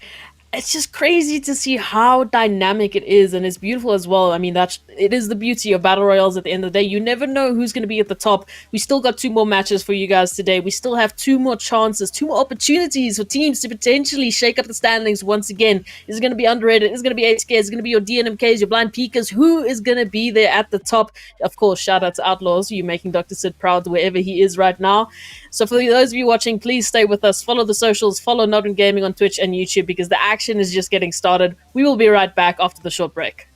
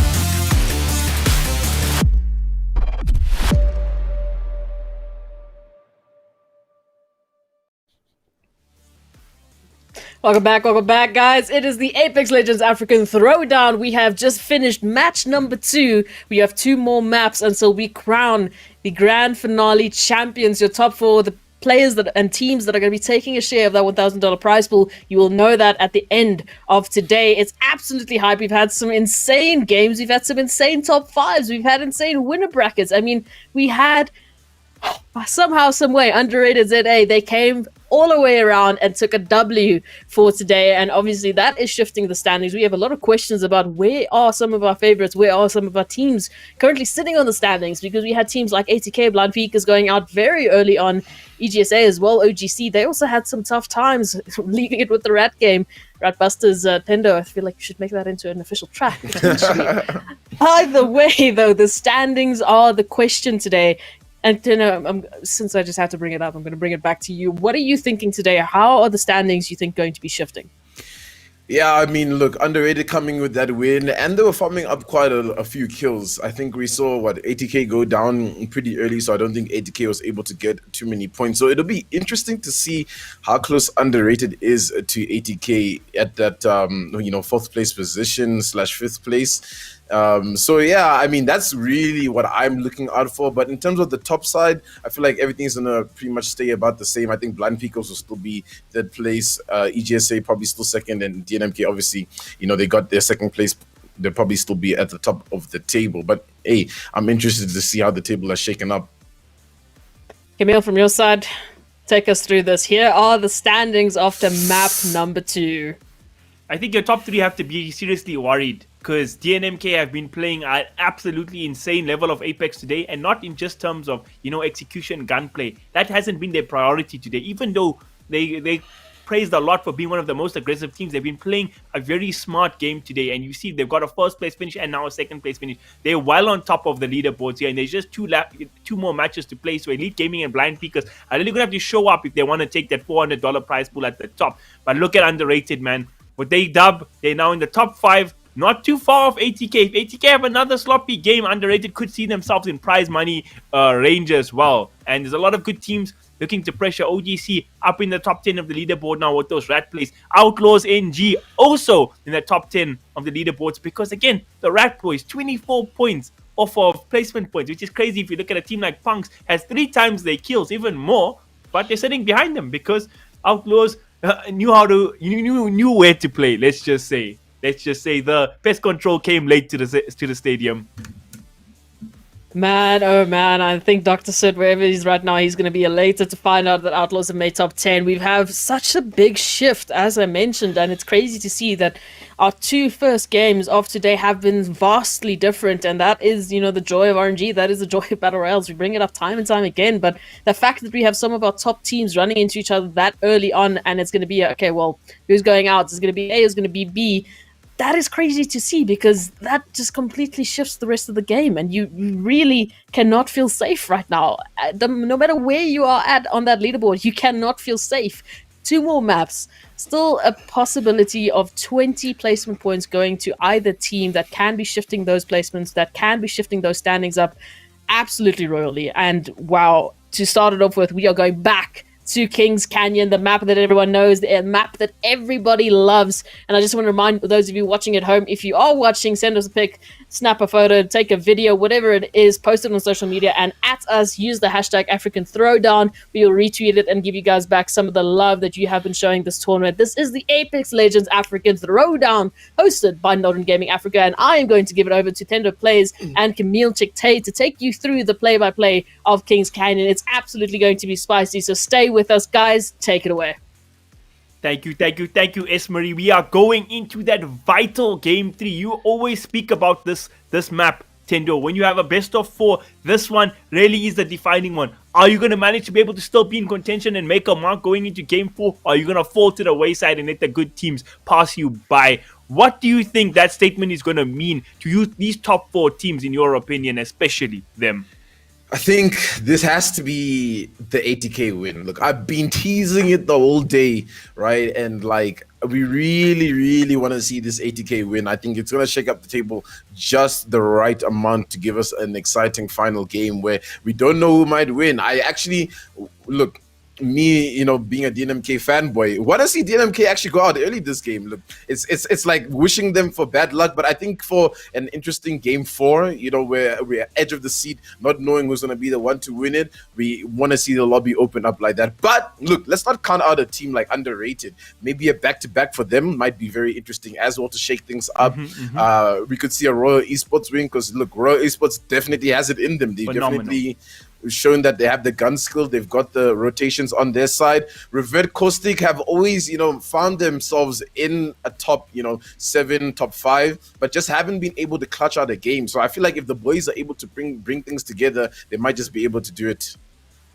I'm so glad you brought up that point about DNMK because I'm about to be a bit spicy here, stream. And if there's any Fortnite players, they're about to be frothing at the mouth at what I'm about to say because they always fight about these things. But I feel like if you Elite Gaming, Blind Peakers, 80K, even your underrated and you really want to be winning, being crowned champions of the African Throwdown, the way DNMK is playing right now, they are not going to mess up. They are not going to make a mistake. They will run away and win this tournament if something is not done. I feel like if you're one of them, you need to be contesting them from the jump. Land in the same zone and take that fight from minute 1 because if you just leave them to play their game, I don't see them not being crowned champions today. So you really have to do something to shake them up. You really have to contest them and you have to risk it. Sure, if you Elite Gaming, you ran next to you drop next to DNMK, you could get eliminated from the start. People can laugh at you and you could fall out of the top 4. But I feel if you're as good as Blind Peakers, if you're as good as EGSA, if you want to be winning, you need to do something drastic because DNMK are really looking unfallible right now. They're not cracking at the seams at all. Top 1 place and top 2 placements,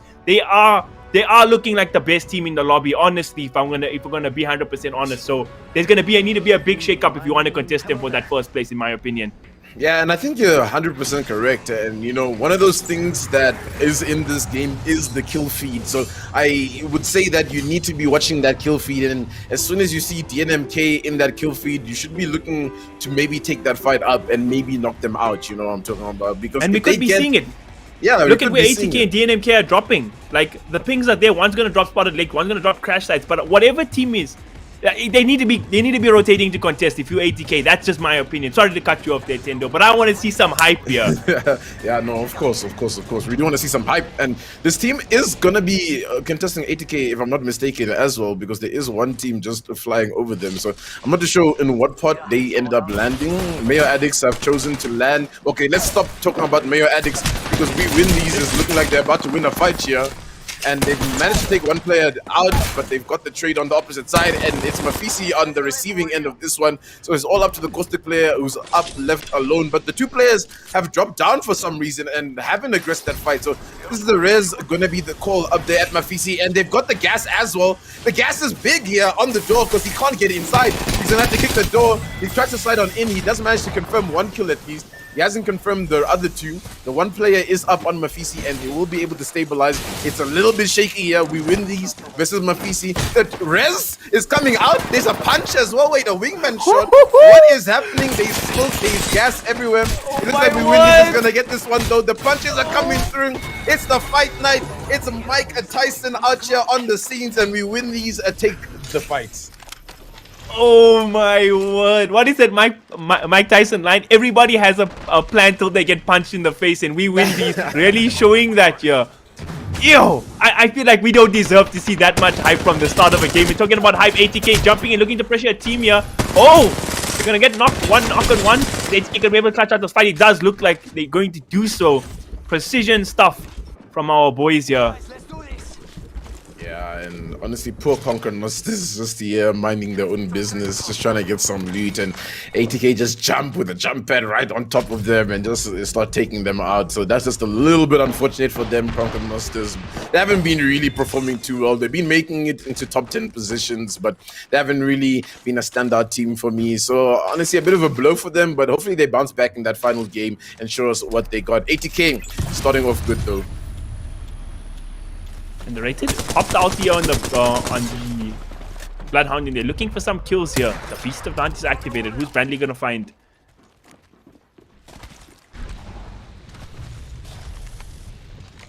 It's kind of quiet, but it's also a little bit like There's action happening here and there, but no real big fights are really breaking off. It just seems like they're getting killed. Vyaz has gotten sniped from Ice Cream from who knows where, so that's going to be a little bit shaky for the team of EGSA if they don't get Vyaz up. Underrated is also taking up a lot of reach here. So yeah, Vyaz goes down, the nade coming through. Elite Gaming second place right now, taking a lot of smoke, and this is not what you want to be seeing from your second place team. They've just found themselves in an awkward position now. Not sure if they're going to be able to get the banner of Vyaz as Drip Apex try to move up on this. And Drip Apex, honestly, every time I see Drip, I think to myself, wow, they're doing a really good job right now. And then the next time we see them, they're dying. It's just one of those teams where they just might upset you, and it does seem like they're upsetting EGSA, but it looks like it's Mayo Addicts versus Underrated here. So this is actually a really big fight for the leaderboard. Yo, Mayo Addicts have just not been showing up today, Camille, honestly speaking. You know, this is like, just one of their days. I mean, not one of their days, rather. No, I mean, both days, though. Like, yesterday, they really weren't doing much. Today, they're not doing much. So, honestly, I feel like they just need to go back to the drawing board and come back as that group stage team, that semi-finals team that we didn't see them being. 100%, and I think like it's also one of these things where I don't really want to judge the team too heavily, even if they finish 20th place here. I feel like we know what quality this team has. Talking about quality, PunX wiping out a squad here that's doing what they do best, playing mad aggressive Apex. They've been looking good, and yeah, Mayo Addicts, it just hasn't been their day. I'm very unfortunate for them. I was really hyping them up coming to the finals, but that's Apex Legends. Sometimes you're going to be great, and other times you're really going to struggle. And Drip Apex, I've had the same feeling of like you. I feel like they showed really good promise in a lot of games in the group, but here in the finals haven't been able to string up to their potential some games here. But that knock-on Vyaz really showing their quality there, and Outlaws NGs still in it as well. Got some decent shields here. We'll see how they rotate into the zone, and if they manage to find some picks on the way there. Yeah, and the unluck streak for OGC continues as they've run into blind peekers, and I'm not too sure. I didn't quite see all three members go down, so that fight might still be going up, but it does seem that blind peekers has the advantage in that fight. And yeah, man, OGC, I just think also needs to work on rotates. I just feel like they're rotating in areas where you just find a lot of traffic, and I think that's just probably what's been happening to them on that other side. You know, just needs to maybe change their drop spot a little bit, you know, just a little bit of a game plan shift. But it also looks like EGSA were able to get the banner of Vyaz, and we'll bring him back in this affair. So our second place team isn't just out for the count yet. They'll be able to regroup and reloot and get ready to move forward in this next round. Yeah, it's very important that they did that. This is the third game of our finals. We only have 2 maps left, so this is a very critical one. If they want to compete for the title, they can't deal with 2 members at this stage in the tournament. And Revert, of course, it looks like he's taking a fight here. Things are coming out in the live armor, going to get put down a little bit. CRC is a team that I would favor Revert Caustic in, but we have seen crazier things in the finals so far. Yeah, we definitely have seen crazier things. They've got the high ground advantage here, which is really good. They've also expanded the utility of the dome, so they know that this team doesn't have much cover to work with, especially on this side of the map where there is a lot of open ground. But on the opposite end is DNMK. Tenchi with the Spitfire doing so much damage. So now Revert Caustic needs to be really careful about this fight, and you can just see they're not going down, they're waiting because they know on that opposite end just might be trouble. CRC is still up though, they're still surviving. They need to get out of this situation. They're stuck in a sandwich right now, and it's not looking good. It's looking like Caramel's trying to take a couple of people out here. The charge rifle shots coming through. It does seem DNMK steals their kills though, which is a little bit unfortunate considering Revert Caustic started that fight. And this was my worry for EG, for blind peekers, for ATK. If you just let DNMK do what they want to do, I'm telling you guys on stream now, they're going to win this thing. They're going to be top 3 again here if there's nothing drastic done. They're going to be top 3 in this game, and who knows what happens in game 4. But they're looking real good right now. Of course, Reverse Caustic doesn't want to be the team that tussles with them because they're not fighting for that first spot. They're fighting for 3rd or 4th spot. So they can't take a chance here and risk a bad placement trying to fight into DNMK at this point in the zone and this point on the map.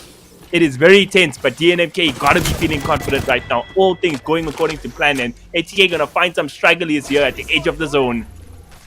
And I think on the opposite end is Underrated, because one of the members was knocked by an Underrated member on the side of LTT. So yeah, there's Cheetah Boy going down. So it's Fortune and Bradley.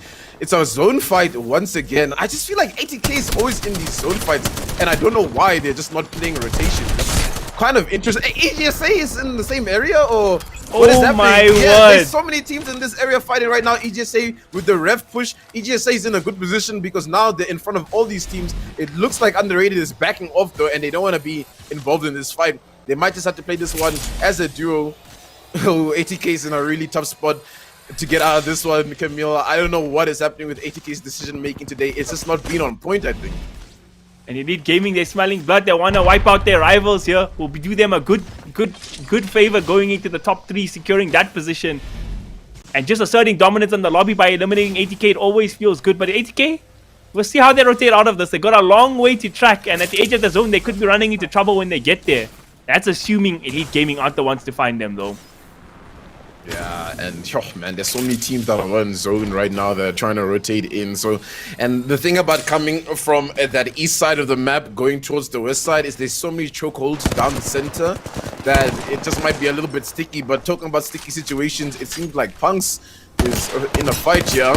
The hemlock shots from Tremble doing a lot of damage. Managed to crack one of the members on the opposite end. It does look like Outlaws is on the receiving end of this fight, but they have got that rev push. They are gonna hunt down the team, and PunX is doing well to just, you know, back off, get a little bit of space for them to work with, get some cover to work with, and that's a really good way to counter rev pushes is by getting space, you know, because after a while, obviously the depth protection wears off, and then that team is pretty much just left vulnerable. But Outlaws not doing much from that. It does buy them a little bit of time to reset at least and focus on their rotation. Blind Peekers picking up some big kills in the lobby here. Adding to the kill count, gaining those points. Again, this is a team who wants to be competing for that #1 spot, so it's very important how much kills they get, where they get to place, and who they kill, most importantly. Take out the rival. This is where placement really matters. Outlaws NG in trouble here. Troy from Elite Esports, sorry, Royal Esports rather, putting him under pressure.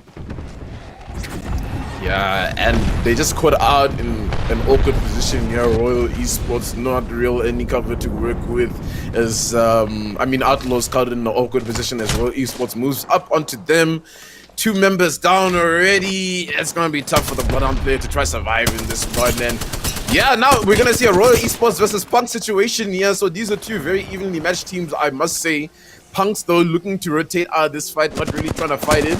Good position from them, and this just might be Outlaws out for the count, so we won't be seeing Outlaws in our top 10. And this PunX versus Royal fight could be really hype. Like you said, they're looking like they want to tuck tail and run, but they do have R301s. I think there's a Spitfire on one of the players for Royal, so they do have that long range damage. But Royal Esports keeping up their standard of play from the last game. They got that top 3 finish, and they're looking to do something similar here in map number 3 as well. Not being afraid, they're feeling confident. Oh no, ATK is here and PunX is in the same area, and one thing is when PunX goes up against ATK, it's always ATK on top, but it does look like PunX was able to rotate a little bit faster here, so they won't be able to spot them out just yet. ATK have managed to get into the zone quite well though, after being in that position we saw them in, so kudos to them. Oh, there is somebody on the opposite end there that they do spot out. I wonder who just might be rotating there on that zip line. It does seem like it's actually a full team that's rotating, and the beams on the side there. Woo! It's actually EGSA, and this is exactly what is going to happen after all those teams are on that side.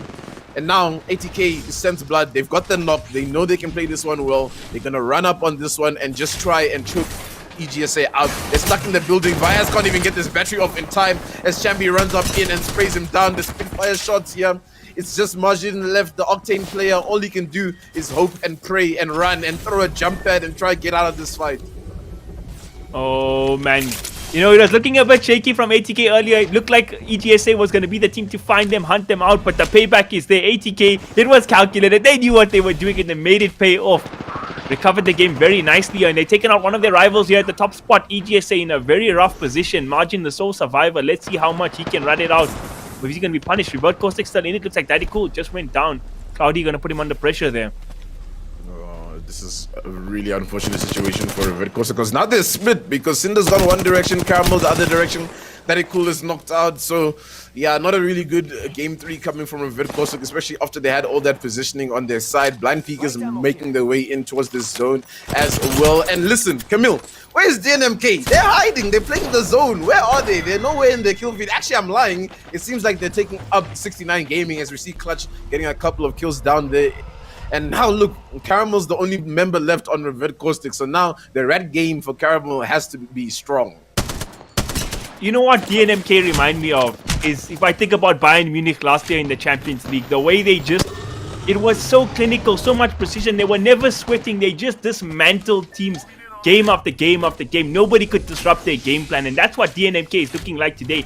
They're playing the game on another level. Nobody's pressuring them. They're getting to rotate wherever they want to. They're getting the picks whenever they want to. They're never under pressure. They're never in danger. They all are going according to plan. And Drip Apex, they're still in it. They're finally going to have their good showing. It looks like Sir Alchemy is going to go down. But can his team come here to cover them? PunX actually the team is going to be the one pressuring them. So they're going back to their original style of pressuring, playing fast-paced Apex, and getting them kills. Is it going to be successful though, Tendo plays?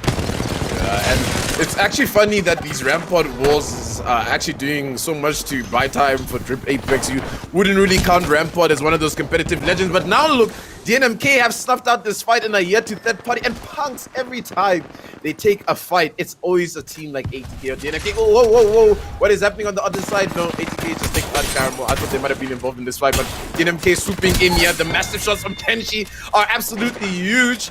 It has bought PunX a little bit of time maybe to reset and regroup. Hopefully they will be able to, but no, Tenshi knows exactly where PunX is, and PunX isn't going to get any time to breathe.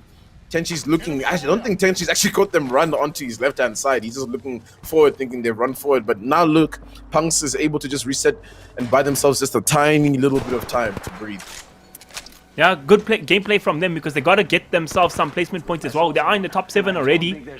Ratting is a very real thing. Their kill count has been very high, but in placements they usually struggle. So maybe they can switch the tactics up a bit today. And Blind Peekers in a decent position. They might actually find Margin here, who's playing the rat-a-tat game in a very awkward position. There's no way Blind Peekers don't find it, but they don't really want to give away their position in a weird place as well. Because, you know, third party is always a thing, but I don't think there's too many people on this side of the map, if I'm not mistaken. Yeah, and it's such an open-ended zone as well. So finding cover in this next zone is going to be very, very crucial for this team. And hopefully Margin is able to sneak past Blind Peekers without them seeing him. And here he goes. Honestly, I think, you know, Pink Panther theme is needed for this creep and crawl. Da-da-da-dum.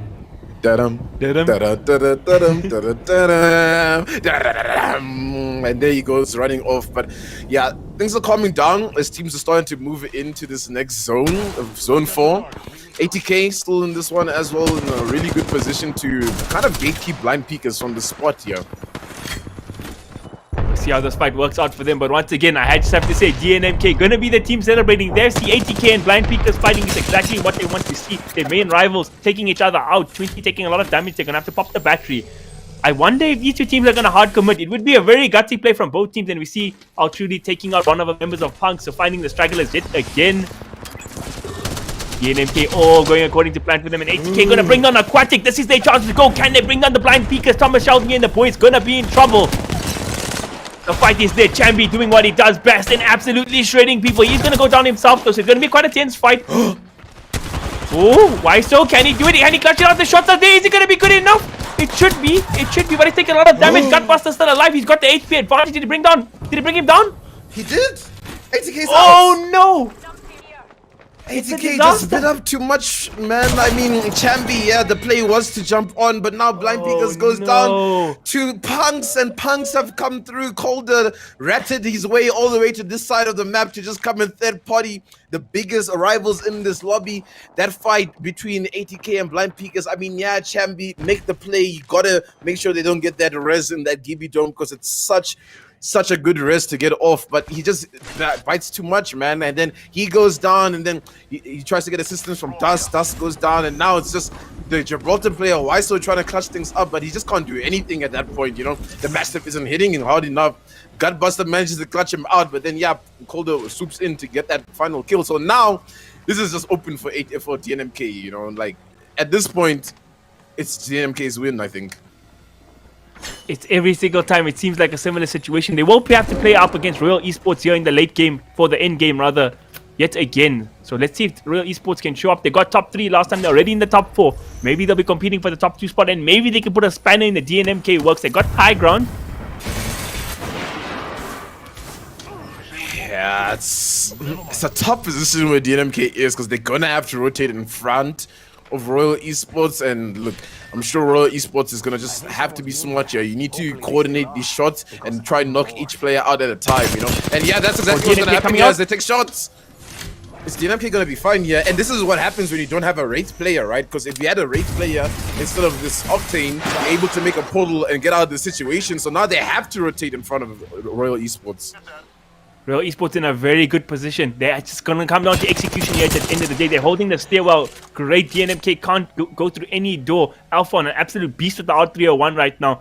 He's honed in, he's zoned in. Let's see what the DNMK, the lobby leader, is planning to do here. Lots of damage coming out there, throwing out the Arcstar as well. Royal Esports Cloudy gonna have to heal back up. Alpha taking a lot of damage as well. DNMK starting to come ahead in these exchanges now. Yeah, and it actually looks like they were trying to be a little bit aggressive here, DNMK, but I don't know how well that worked out for them because they've taken up a lot of damage. They're gonna have to yield. Defensive bombardment has been dropped as well. The zone's about to come in as well, but it looks like Royal Esports is gonna take the fight against DNMK, and they know exactly who it is. But now Troy has fallen. The massive shots from Alpha are actually going in kind of big here for the team, but to what avail as DNMK just show why they're one of the best teams here with the gun skill. But Australia goes down. The PK shots aren't going to connect too well. Alfron is trying his best as the solo player. He jumps into the zone. Hopefully he doesn't go down to the zone. DNMK now gonna have to rotate. They're gonna have to leave the player behind. Alfron goes down to clutch, and yes, DNMK managed to make it out of that. Bradley.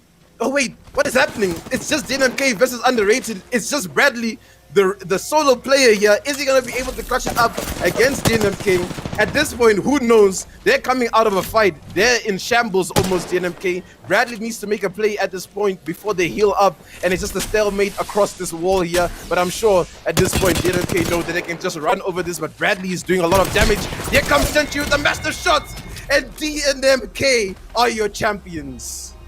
Woo! What a game! What a series! DNMK playing so brave. Credit to Royal Esports. They jumped in and they tried to take that fight, but DNMK showing why they're the best team in the lobby and one of the best teams on the continent. Maybe after this, the game 4 Tendo crowned the best team on the continent. Yo, man, I mean, look, kudos to Royal Esports. They knew they had to take that fight, you know, and they had a little bit of an advantage going in there, but DNMK, they're just so good at taking fights as a 3v3. There's just nothing you can do against them when they're hitting their shots, especially. And they just end up going down. Not too sure what happened to underrated on the opposite end. Bradley just tries to swoop in. Maybe if he had gotten there a little bit faster, he maybe could have won that out. But yeah, man, DNMK just showing why they're one of the best on the African continent. That was crazy. That's all I'm gonna say. That was just absolute chaos. It was crazy. I was like, is it Royal Esports winning this? Is it DNMK winning this? Oh no, there's underrated as well. Great. I mean, what? I was looking there. We had 2 squads and 3 players, and I was like, no, don't tell me. We've got a duo of DNMK that's on like basically 2 HP versus a solo rat that might be coming in at the perfect time. But it's gonna be DNMK to take the W. The third W of the day goes to them. Absolutely well played. I mean, to recover from that sort of a situation, Tendo, I think you said it perfectly. They were in shambles, and then they had to immediately go into a fight for the W, making it out. Oh, those mastiff shots. All I'm going to say is the mastiff, just beautiful. Anyway, moving on now. DNMK, that is the question on my mind, is who's going to be your MVP for today? The third MVP of the day. Tendo, what you thinking? Oh man, I feel like I want to give it to Tenchi this game. I feel like the glimpses we show of him, he was just putting in a lot of work for the team. And yeah, man, I think those master shots from Tenchi, if you see Tenchi with a master, you better just run, honestly. Ooh, it's gonna be, here it comes. It's gonna be 20 from Blind Peekers, dealing the most damage, 1.3 and 3 kills. And I mean, we've spoken about this before. You know, we've had in previous games, like in our semifinals and our group stages especially, your MVP players were players, you know, dealing, 8 kills, 2k damage, maybe even 3k damage, going absolutely crazy. And it just goes to show how different a lot of the teams have been playing for the finals. They've been playing the points game, and as they should, because that's what's going to grant you a share of that prize pool at the end of the day. That's going to be how you get those bragging rights. But man, oh man, it's crazy to see how different this game has been turning out. I keep saying it. I'm absolutely in shambles myself. I can't believe what we're witnessing. But man, oh man, Camille, from your side, standout moment, go. For me, it's not about a standout moment. It's about the overall year, because I think DNMK, what's impressive for me is not that they won this clutch gunfight here at the end, right? This is what we know they can do. These things can be 50-50. But the way they're playing to put themselves in that position, even if they had lost that Esmery, that's a top 3 finish already. They points that they're racking up on the leaderboard is massive. Every game tactically, they're way ahead of the curve. ATK and Blind Peakers, they fighting in the middle of nowhere, catching each other at a bad time. But that hasn't happened to DNMK today. They've been really one step ahead. The rest of the field is playing checkers and they playing Korean StarCraft out here. Woo, just standing on them. But that is going to be it for our third map. My goodness gracious. We've got Olympus next. For those of you watching, remember to follow NODWIN Gaming Africa on all their socials. Follow their Twitch. Follow their YouTube. I think our Twitch is very close to 500 followers. So please help us out there. And remember, if you are watching at home, remember to tag us on your pictures or your videos on social media so we can retweet and give you guys some love as well. This is the NODWIN Gaming Africa Throwdown, Apex Legends, absolutely insane. We will be right back after the break. Please stay with us.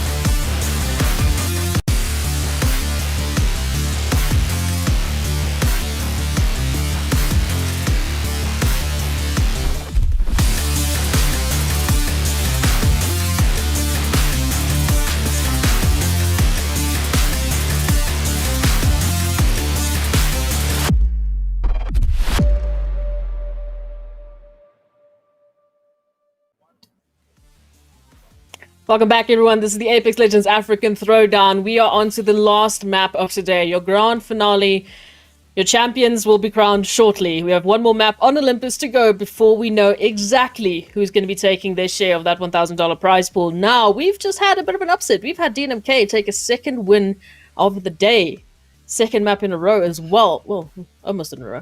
But ultimately, the standings are looking a little bit weird, a little bit strange. We've got a couple of teams showing up in places where they shouldn't, and we've got a couple of teams that we are expecting to be at the top. DNMK with 177 points. Tendo, take me through this. Man, oh man.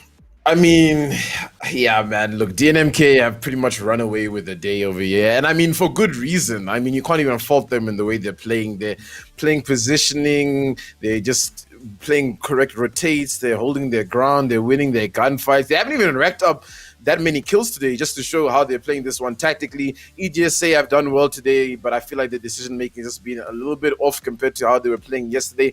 Blind Peakers were starting off strong, but yeah, it's kind of dipping, but they've done well. And I mean, look, third place is pretty much almost theirs at this point.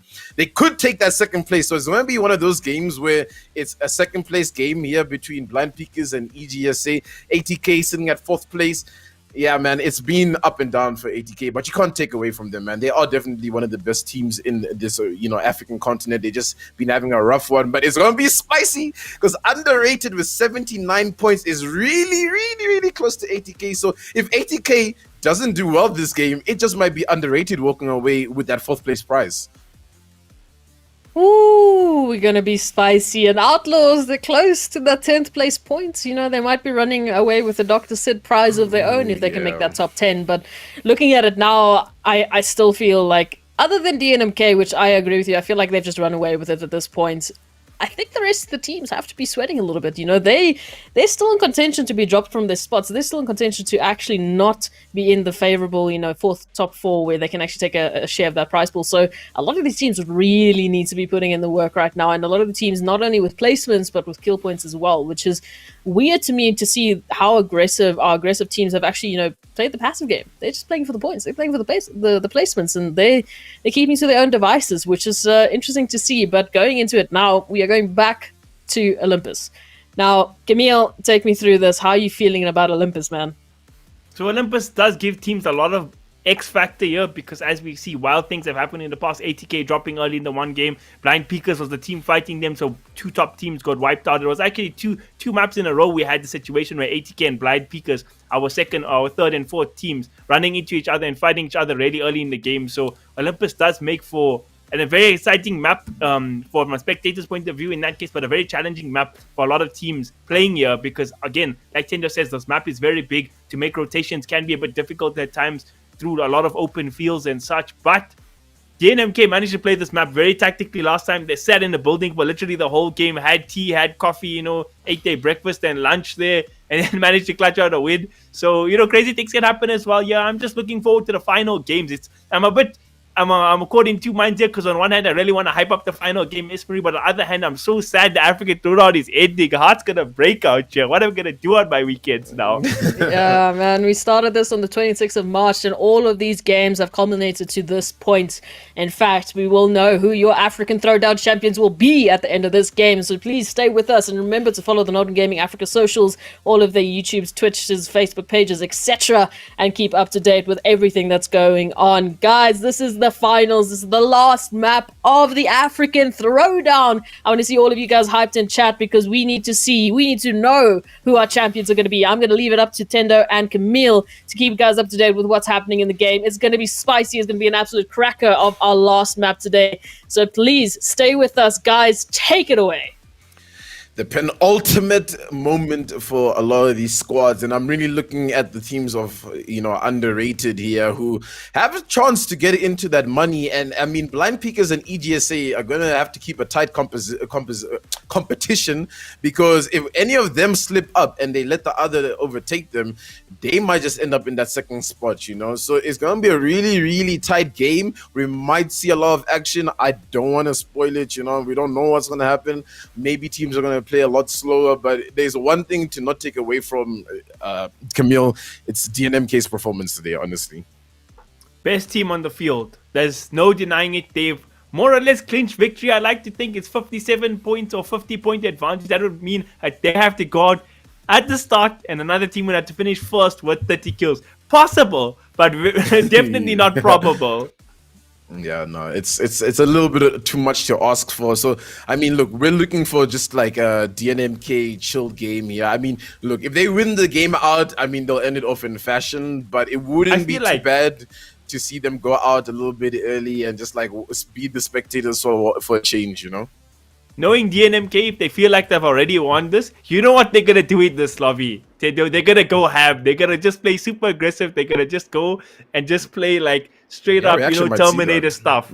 But at the same time, the two teams I'm really looking forward to see perform here is our last two teams in our second and third place in the last map. Underrated and Royal Esports really have showed up on day number 2 of the finals. They already have been playing consistent, high placements, getting a lot of kills. They've played great Apex. They've looked like the second and third best team on this day at least. So hopefully that performance can carry over towards the final game. And it looks like ATK dropping with only one player here at the end of the day.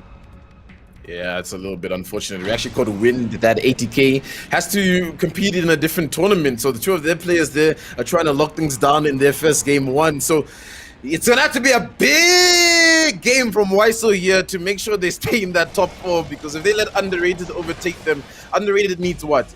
11 points right now. So if they can get 11 kills and come a third place without Wiseau doing anything, it's going to be a little bit shaky here for them. But yeah, I mean, in ATK, it's been a rough one, man, in these finals. They were doing so well in the group stages, the semi-finals, but sometimes, I don't want to say pressure gets to you. I want to just say your game plan doesn't work out how you want it to sometimes, you know, and I think that's just what happened to ATK here. Yeah, I think especially in tournaments like this, especially in BR games, you can't judge too much people's skill level and performance from 1 or 2 days of gameplay. Like you look at Mayo Addicts, for example. Sure, both yesterday and today they've had a rough time, but I still rate them as one of the best teams in SA. They've had some really quality games, but just not here today in the finals. ATK, the same thing. They look unbeatable, near untouchable in group stages and such, but in the finals, they just haven't had that same level of performance. This is what it is. Yeah. The day really matters in Apex Legends. The day does really matter, and today is the day for Revert Caustic to turn the tables here and get some points on the board as they're taking up a fight against MaFisi, and they seem to be doing a lot of damage. They've already taken down one of the members here, but they still have to go through 2 members, and the 2 members of MaFisi seem to be putting a little bit of pressure onto them, but it's no use as Caramel Gamer knocks them out there with the Spitfire doing so much work. So now, Revert Caustic, I'm not too sure, Camille, where are they sitting just behind Underrated? Are they like trying to play for the 4th place here to get some money, or are they just trying to, you know, put themselves at maybe a 5th place position here? Listen. Knowing my boy Caramel, he's about putting on the show. One of the most entertaining streamers out there. And I feel like they're going to show up, right? You know, the narrative, the dream narrative could be the streamer team finally catching their dub in the last game of the tournament. And talking about narratives, it looks like OGC caught in a rough position. Like you say, always landing into the top team, this time with Underrated, and they're going to be under pressure. Sad times for them, because it's going to be the last game with this lineup. After this, they will be disbanding. So unfortunately, they don't get to go out with that last hurrah unless Denizen does something crazy out here.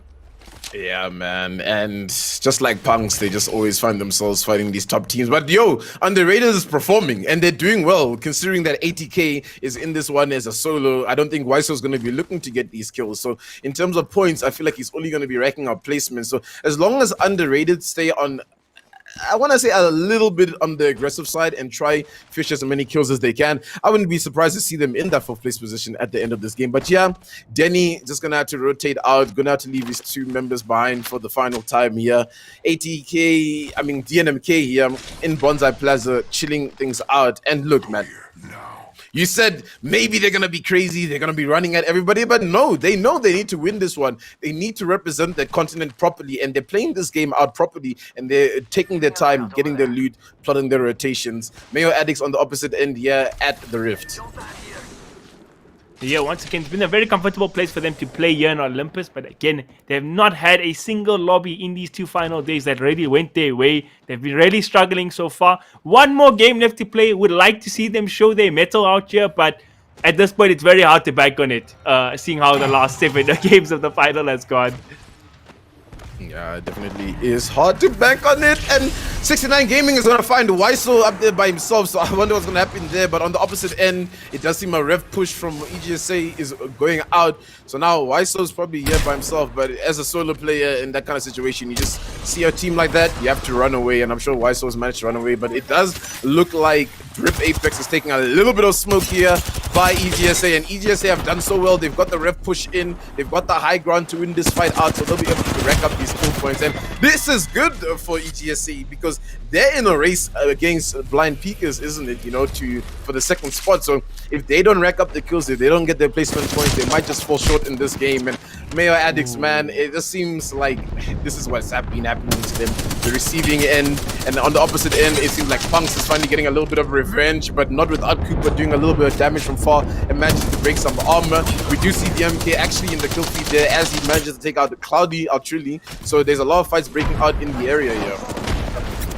Man, doing a good job to survive this 2v3 fight, but oh, as I say that, they're about to go down. PunX taking another big victory. We know the skill this team has in taking these engagements, in fighting especially. That's where they thrive. And Mayo Addicts, Cooper gonna protect his tail and run. 1 versus 3, man against the world. I'm gonna be betting on the world here, but we've seen crazier things in the past. Yeah, definitely. And I mean, look, PunX isn't giving him anything. They're just playing different levels. They're running him down, and they won these points. And I'm sure PunX wants to make sure they finish in that top 10 because they've been having a bit of a rough day considering some of their rotates. But yeah, they managed to take Mayo Addicts out. PunX putting some kills on the board. And hey, look at that. Tremble's even kill leader. So they're doing some work in here. Maybe we see a PunX win on Olympus. You know, remember in the semifinals where PunX was just almost able to clutch it up against elite wannabes. Maybe this is their game. Maybe this is them getting their revenge story. That would be a great storyline to see. I don't think they've underperformed in the finals. They've had some rough times. They've lost a lot of fights against the big teams, but we know the skill this team has. I've been backing them. I've been a fan of them throughout the tournament because, again, they are one of the more aggressive teams. They're really not scared to go and fight. The Colder and Tremble especially, they played 2 people in the semis, and they managed to clutch up some top-tier wins out there. Or not wins, rather, but very high placements, getting a lot of kills. Just 2 players in a semi-finals, which is also a lot of very good teams being there. So they showcase skill. Margin looks to be in trouble. EGSA man down, trying to get the res. Defensive bombardment buying them a tiny little bit of time to some extent, but it does look like Cinder Live is up at the top here, as well as the rest of Revert, Caustic, and they are sensing blood. They want to run out this team here, and Revert, Caustic want to finish in top 5. They want to walk away and show that streamers can be competitive as well, but EGSA have managed to reset. Bias takes a lot of damage. He has to dip into some cover here. He's going to try push some shots back in. Majin hasn't quite healed up quite yet, but he's going to be popping up bat, and he will get up to standard here. So now Revert, Caustic versus EGSA. If EGSA go down in this one, it's going to be a little bit scary for them because Blind Peekers is still in this affair, and Blind Peekers just might be able to get enough points to overtake EGSA. It's going to be very close. Just 7 points separating our second and third place teams. They're very big difference in Pride Money as well. And we see DNMK getting caught here. Bradley going to bring down Tenshi. Oh, underrated. Really going to be rated after this tournament, if you ask me. Tendo, please. Nah, definitely they will be rated. And I mean, look, there's so many teams that have been performing here, and we're always shouting this out on Twitter and over the broadcast. They're all unsigned squads, man. You know what I mean? Like, I'm looking at teams like Bravado. How come we don't have a team here in this Apex Throwdown, guys? Like, look, DNMK is actually on the back foot there, and things are not looking so good for our top team. It's all up to Atrilli, who's trying to get the res here in the zone onto Clutch, as Tenchi's been taken out, and Underrated have done some work onto them here. It looks like EGSA is also pulled back this fight just a tiny little bit as they're gaining some ground onto Revert. Of course, they've got the rep push as well, so they're going to just look to get as much ground as they can, and Daddy Cool goes down, unfortunately. So now it's a Cinder Live and Caramel Gamer who have to try to clutch this fight out. Cinder goes down. It's all up to Caramel Gamer, the man, the myth himself. Is he going to be able to clutch this one out for the streamers? I don't think so. He's going to have to just run away and try to play some placement points here. Come on, Caramel. Do it for the stream. Be the John Wick. Give us a clip to go on the timeline, man. We're ready for it. Oh, man. But against Elite Gaming, it ain't an easy task. These guys are so precise, so clinical. One of the best teams in Apex SA, and could be the second best team here in the African Throwdown by the end of the day, depending on how things go. They've been very aggressive. They've been getting a lot of kills. They should have the advantage over Blind Peekers in the kill feed at least, but we'll see how the placement game goes, though. And Caramel Gaming doing a lot of damage there up the zipline. Yeah, I mean, this is just Caramel having to rat it out for as long as he can. And look, Underrated is picking up quite a few points, which is really good. So they're going to be moving, you know, hopefully towards the top side. Oh, DNMK is back! They've got the res, Whoa. they're getting the loot, they're in zone though. They will have to make a rotate. I'm not too sure where Underrated is. It just seems like Underrated was gonna take that 1 kill point and just call it a day, especially since they know that DNMK, regardless of if one player is down, is still a formidable force to go up against. And Underrated need to be so careful that they need to watch their back at this point, because DNMK is gonna come for them. But I'm sure they've hit the res, so they know that DNMK is probably on their trail, so they're gonna just try to rotate as fast as they can. But yeah, man, I mean, DNMK, this time the zone isn't in their favor compared to that last game, so they are gonna have to walk into a couple of fights here and there. On the opposite side, Hydrophonics, we see Blind Peekers who are trying to fight for the second position. It doesn't seem like kills are on the board just yet, so they really need to try to get as many kill points as they can. And the team they're looking to get into is the team of Outlaws. Let's go Outlaws NG. Do it for West Africa. Do it for Dr. Sid. You are playing up against the Titans of Blind Peekers, the Shelby boys, the biggest, baddest gangsters in Birmingham. Let's see how you can do it. And Peekers surrounding them around this building. It's going to be a big fight breaking out here. That is such a smart ulti right there from 20, because obviously it breaks the door, so there's nowhere for them to hide at that point, and it's also sucking them in. So they just clean them up so easy peasy. Yeah, they're getting points on the board, so kudos to Blind Peekers for taking this fight on the edge of the zone as well. No one should be looking to third party them, so you can just see these teams that are in the top, you know, they're really playing this smart. They're not trying to get themselves into awkward positions. They're just trying to clean up as many, you know, free kill points as they can and make their rotates into the zone. So great plays for Blind Peekers, still keeping themselves in a very competitive spot, getting themselves some kill points as well. Gabi building up to be quite an epic here at the end, and most importantly, DNMK are still in it. And I really feel like they, as well as they played, gonna want to be ending this lobby with a bang. So we're going to have to watch out for them in the end game. They're going to find the pick-off here on the last straggler from Outlaws. Xander Gamer going to get brought down. So we could say DNMK and Blind Peekers tussle here. Would be very interesting. We saw Blind Peekers lose a fight here yesterday, I believe, in this area as well against 80k, or did they win it? I don't know. It's been 7 games so far. My memory is starting to blur. But Vias taking a fight here. He's ready to go, throwing out a couple of grenades. Yeah, it's a bit of an awkward position where EGSA is in here, and they gotta be careful. That ulti is in such a good spot. They got nowhere to run, and that's gonna be called as ulti from the opposite side of PunX. So now PunX is looking to gatekeep the team of EGSA from this position. They've got the high ground to their advantage, and we'll see how well they can use it. But we do know EGSA, regardless of what position they're in, they can win fights. They can make a play here. Calder takes a lot of damage. He doesn't need to give this team too much, because as soon as a knock is on the side of PunX, EGSA will try their best to get up into their faces. I don't think Death Totem is up just yet on the side of... Oh, it is! So they're just waiting for the opportunity to go in to try and take this fight, but it's a bit of a stalemate as they exchange shots from across this location. And EGSA just showing the experience here, their composure. They were in a rough position, like you said, backdoor fighting up against a team on the high ground, but they've been getting the better of these exchanges. A lot of heals gonna have to come out here from the PunX boys. And we'll see the Death Totem and Octane jump pad gonna be available, so we could see some cheeky plays coming out from EGSA. And 69 Gaming caught in a very awkward position here at the edge of the zone. Might just stick out to it, or they might have to make a Great Escape, but I think Great Escape is overselling it, you know, more like a sad stroll back into zone. Yeah, and I think EGSA have also just realized that there's no point in going up that way. We're just costing ourselves the game. They're gonna try to rotate, which is still very much out in the open. And if PunX is able to, you know, coordinate a couple of shots, they just might be able to get a kill. They do have that jump pad as well on the side of Tremble, so if they want to get aggressive onto a knock here, it will be in their favor to some degree. But it just seems like EGSA is gonna be able to get this rotate out for free. The big bad streamer, Caramel Gamer, is still in it. I see him getting a kill there on the feet, so still repping the streamer team, keeping the dream alive. Hopefully rat himself into a top 5 finish, maybe even better. And we see the big fight finally breaking out. Altrudy brings down 20, so the DNMK versus Blind Peeker battle is about to be breaking down, I'm sure.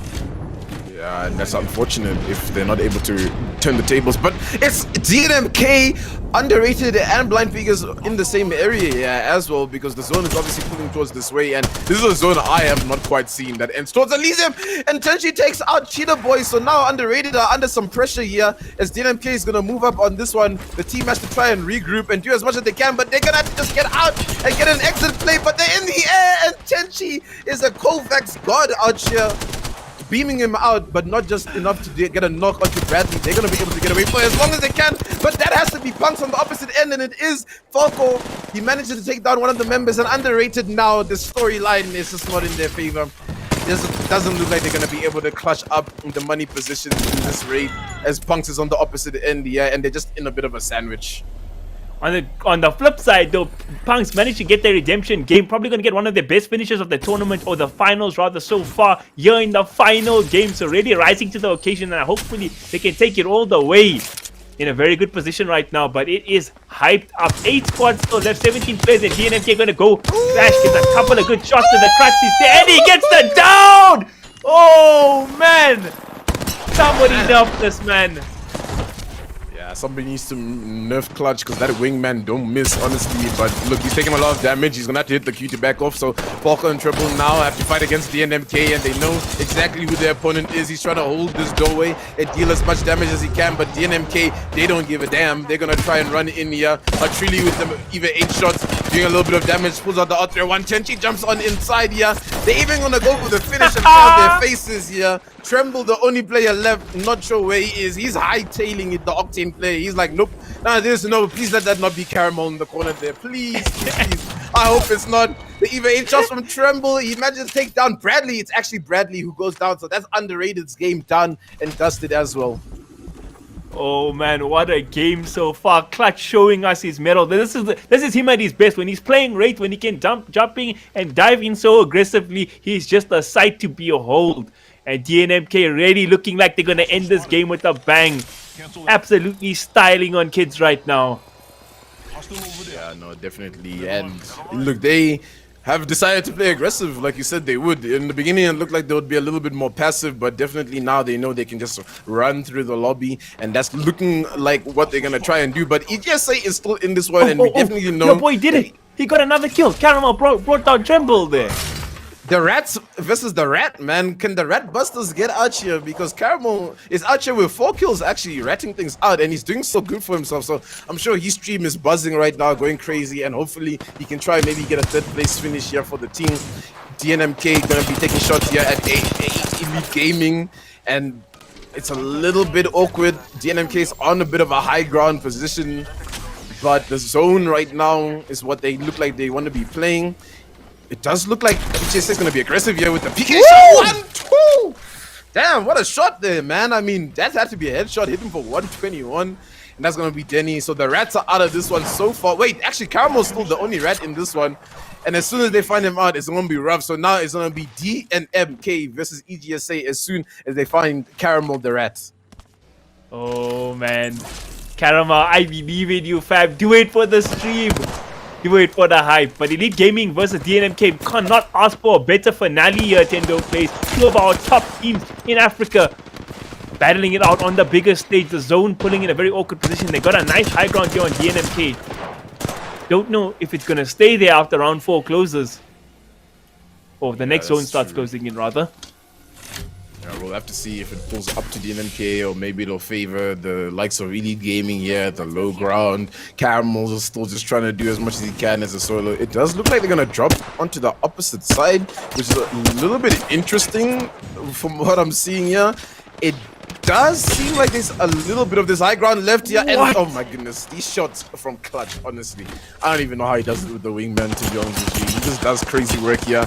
The shots are flying from the opposite side here. Elite Gaming. It's World War 3. Yeah, this is the finale of the African Throwdown hosted by NODWIN Gaming. DNMK versus Elite Gaming right here to see who's one of the best teams in the African continent. Dude, Elite Gaming gotta be feeling themselves right now. It is such a tight affair. Caramel gonna have to make the rotation soon. But credit to him for getting a top 3 finish here for Revert Caustic in the final game. They were struggling on this day number 2. They had good performance in day number 1, but they haven't been doing so well. And this time around, Caramel doing the big things. But this fight, in terms of zone, Tendo, who do you think it's favoring? Is it going to be favoring the side of Elite Gaming, or is DNMK going to get lucky once again? Yeah, I mean, it's a bit tough to call at this point because even though they have high ground, it's a bit of an awkward high ground position that they're playing from, you know, especially considering if the next zone that closes is obviously going to be the slow close, right? So DNMK is essentially, even though on high ground, wait, what is Clutch doing? Clutch is like, no ways, I'm going in for it. Yes, he actually made a portal so the rest of the team can get in on this one. So it's actually going to be a little bit of a hectic fight here. So DNMK is actually opting to end this one early off here. And Clutch is in, doing so much damage, but Clutch goes down here to EGSA. So now they have an advantage, but the portal has bought him a little bit of time here. But now, does EGSA make the aggressive play and try go up onto DNMK? They are going to try get the res on so far. The totem is down from EGSA. They can take the portal. The portal is taken, but the portal's in the air. What a smart portal from DNMK. They knew they sent Clutch in there to do as much as he can. If he gets knocked, he has the portal to get back into this one so that he'll be fine. If they take the totem up, the portal's in the air, he'll fall down in the ground. So now EGSA, DNMK back at a 3v3. Caramel Gamer looking like he's finally going to get eliminated. So it is just the last 2 teams remaining. How's it going to go? The Gibby ulti was out. Now DNMK looking to make the rotation here. It is so tense. It's all culminating to the grand final, the final map, the final game of the African Throwdown. Who is going to win it? Elite Gaming taking a couple of bits of damage there from Tenchi, who has been so on point today. Doing even more the long range damage from DNMK. So consistent.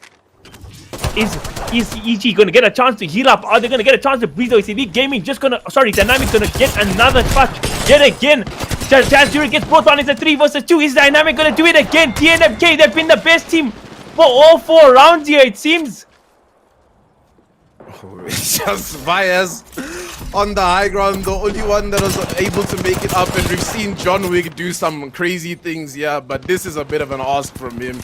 He's going to have to wait it out a little bit because it doesn't seem like he has a clean way to get into the zone right now without getting destroyed by DNMK. But DNMK might just be crazy and send it on him, honestly speaking. They have the zipline to work with, but it doesn't look like that's what's going to happen. So now Vias is going to heal up and just try to play as much damage as he can. He tries to poke out. He throws his silence. Doesn't hit anybody. He's doing a little bit of damage. The zone's going to close. And unfortunately for Vias, he's going to have to move in soon. He is doing a lot of damage, though, onto DNMK. But how much damage is going to be enough if he can't get a knock at this point? It does seem like Tenchi is the player who's kind of baiting him out just a tiny little bit so that he doesn't focus on the rest of the team who are hiding on the fence here. The zone is closing in. This is it. This is the finale of the African Throwdown, and this is how it ends. It's John Wick Vias, the storyline all the way from the group stages, now here in the finals. He has to clutch it out for his team. He's throwing his armor. He wants a punching battle. Is this what he wants? Is DNMK gonna give it to him? No, DNMK is like, not today, Vias. We are the champions of the African Throwdown. Domination. That's the only thing I have to say about our champions here in the African Throwdown. These guys were far and away the best team today in 4 lobbies. First, second, first. Like, it was just insane. Sorry, 3 first place and only 1 second place. That is madness. That is madness. That is skill at the highest order. That is showing up on the day, S. Marie. Oh, man. Respect to you, boys. Respect to you. Woo! Taking 3 maps from the grand finales, and I mean, we were wondering, you know, where is DNMK? We had them pretty consistent in the beginning, and then they started showing up there towards the end. And today, Camille, they're just awake. They're just like, no, we've got this. We're going to show you guys how we play a game. We're going to show you how we win. Potentially, I don't know. Who knows? It's my favorite. This last one of theirs is my most favorite win because they played very good. They played smart Apex, but this one they played DNMK Apex. They went in. They were the most aggressive team. They got all the kills. Clutch was back on his favorite hero Wraith, and he was so clutch on it. It was a sight to behold. It was just great. It was a treat. I'm so sad it's over. Oh no. Well, here we go. Our MVP for that, Mr. John Wick himself, Vias, with the most damage dealt, 2.4 Man, oh man, it's crazy to see, because we're finally getting to this point. I have to give a big shout out to Viaz. You've been the John Wick since the group stages, and we've been absolutely loving what you've been doing. And I've really just been loving what everyone's been doing. I have to say, if anything, what this tournament has proved is the sheer amount of talent that are within our borders, the sheer amount of beautiful people in the community, behind the scenes, playing in the teams, playing the tournaments, organizing the tournaments, that have really been bringing us this action. Just absolutely amazing. They've been working off, and I don't know, from me, the only thing that I want to say is hashtag uplift Apex Africa. I had to just break it at the end there, didn't I? But ultimately, I'm just really proud of everyone that we've been bringing in here, the people that we've been seeing, the teams that we've been seeing from the group stages, the story that we've been following. It has come to this point, it has come to this moment, and I'm gonna, before we jump into the standings, I do want to talk about what exactly are these teams playing for? What has all of this culminated up to? Where are we going with this? And that is, of course, our prize pool, which, just for a reminder for all of you guys, there is top 4 that are going to be taking a share of that $1,000 prize pool. Of course, 4th place taking $400, 3rd place taking $200, 2nd taking $300, and your champions running away with $400. Absolutely well deserved to everyone who makes it into the top 4, of course, because you guys have been putting in the work. And your champions, looking at it now, are going to be DNMK running away with that 1st place prize. No real surprise just yet, but my goodness gracious, what an amazing tournament to see it happen.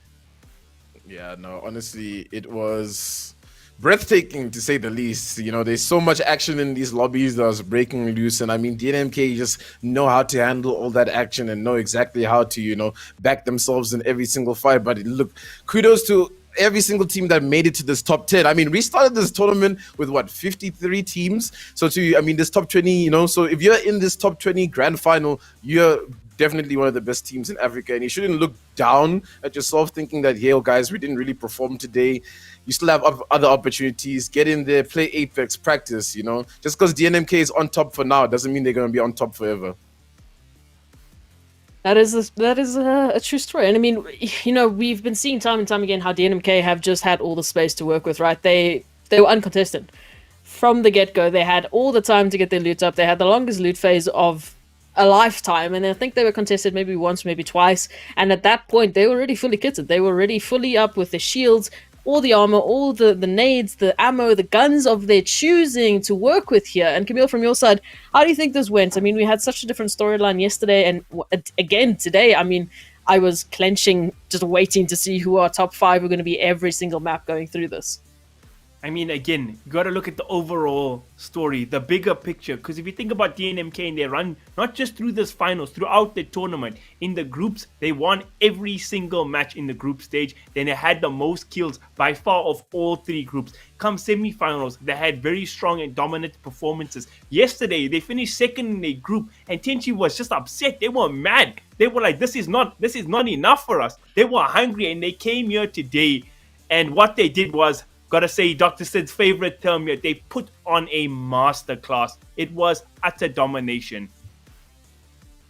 It was absolutely just beautiful to see and to watch how all of these teams have changed their plans going through from the group stages, how they've adapted, how a lot of our players have really learned a lot. I think we've seen, the evolution of a lot of the teams that started off really badly in the group stages coming through to the semifinals, making an absolute showing, making an absolute stand, and claiming those top spots. And it's insane to see, because it's such a short timeline, but we've seen so many teams evolve, we've seen so many teams do better. But for those of you watching, I've got some very good news. We are going to find out how those standings are looking and who are going to be your top 4. We know DNMK are there, but who is in the top 10? Is Outlaws going to be making the Dr. Sid prize pool? Who's going to be taking the share of that $1,000 prize pool? And of course, who are your Apex Legends African Throwdown champions?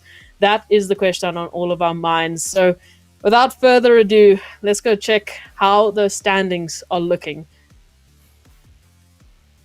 And here it is, your top 4, ATK, Blind Peakers, Elite Gaming, and of course4 up on top. Underrated, 2 points away from making it into the top 4. No, that is so unfortunate, honestly. And look, I want to just shout out underrated. They really gave it their all this game. Yesterday they had a pretty terrible start to the grand finals, but today they really brought their fire. And I don't know how YSO did it to get one extra point as well on top of that, but he did it somehow.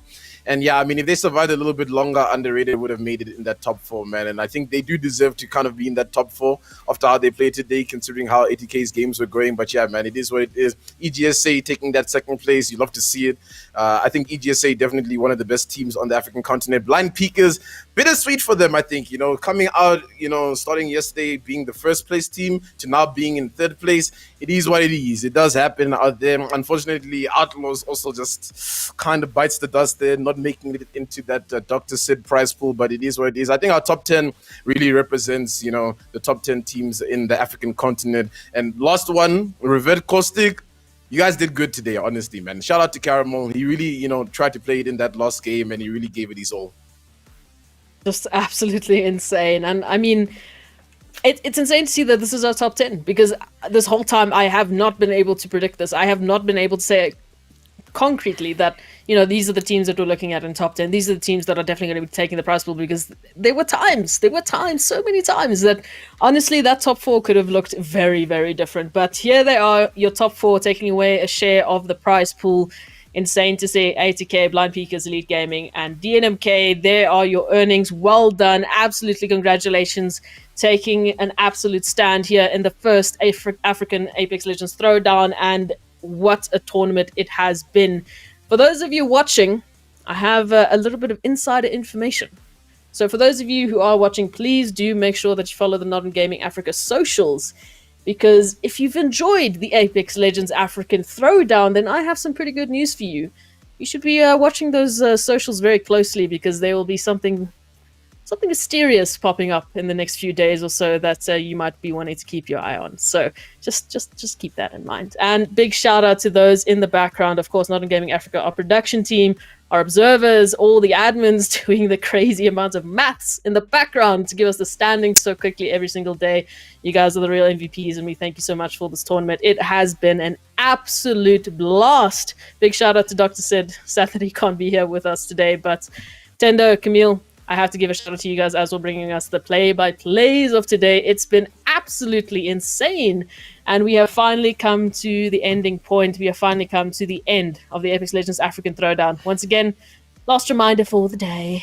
Follow the NODWIN Gaming Africa socials. You guys do not want to miss the couple of announcements that are coming up in the next couple of days. It's going to be spicy. It's going to be good. But from my side, that's all it is. Tendo, Camille, anything to say before we head off? Yeah, I mean, I just wanna. Okay, go first, Tendo. Go first.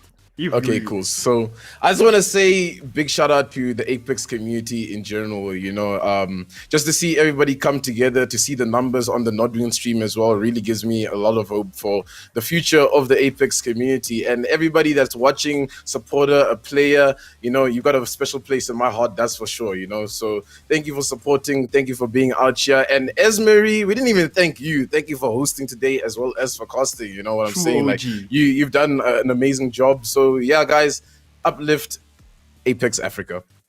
There we Absolutely. go. There we Camille? go. Message I can definitely get behind, Tendo. I just want to say, as you know, as an outsider, I've been in esports for a long time. It was my first time diving into the Apex community. Like, truly, you guys are a lovely community. Just the way you guys supported the stream, you welcomed somebody like me, you gave us a chance. Like, it has been awesome, and I really, really, really hope to see you guys keep up this energy as we just grow bigger and better in the forwards of in going forward in South African esports.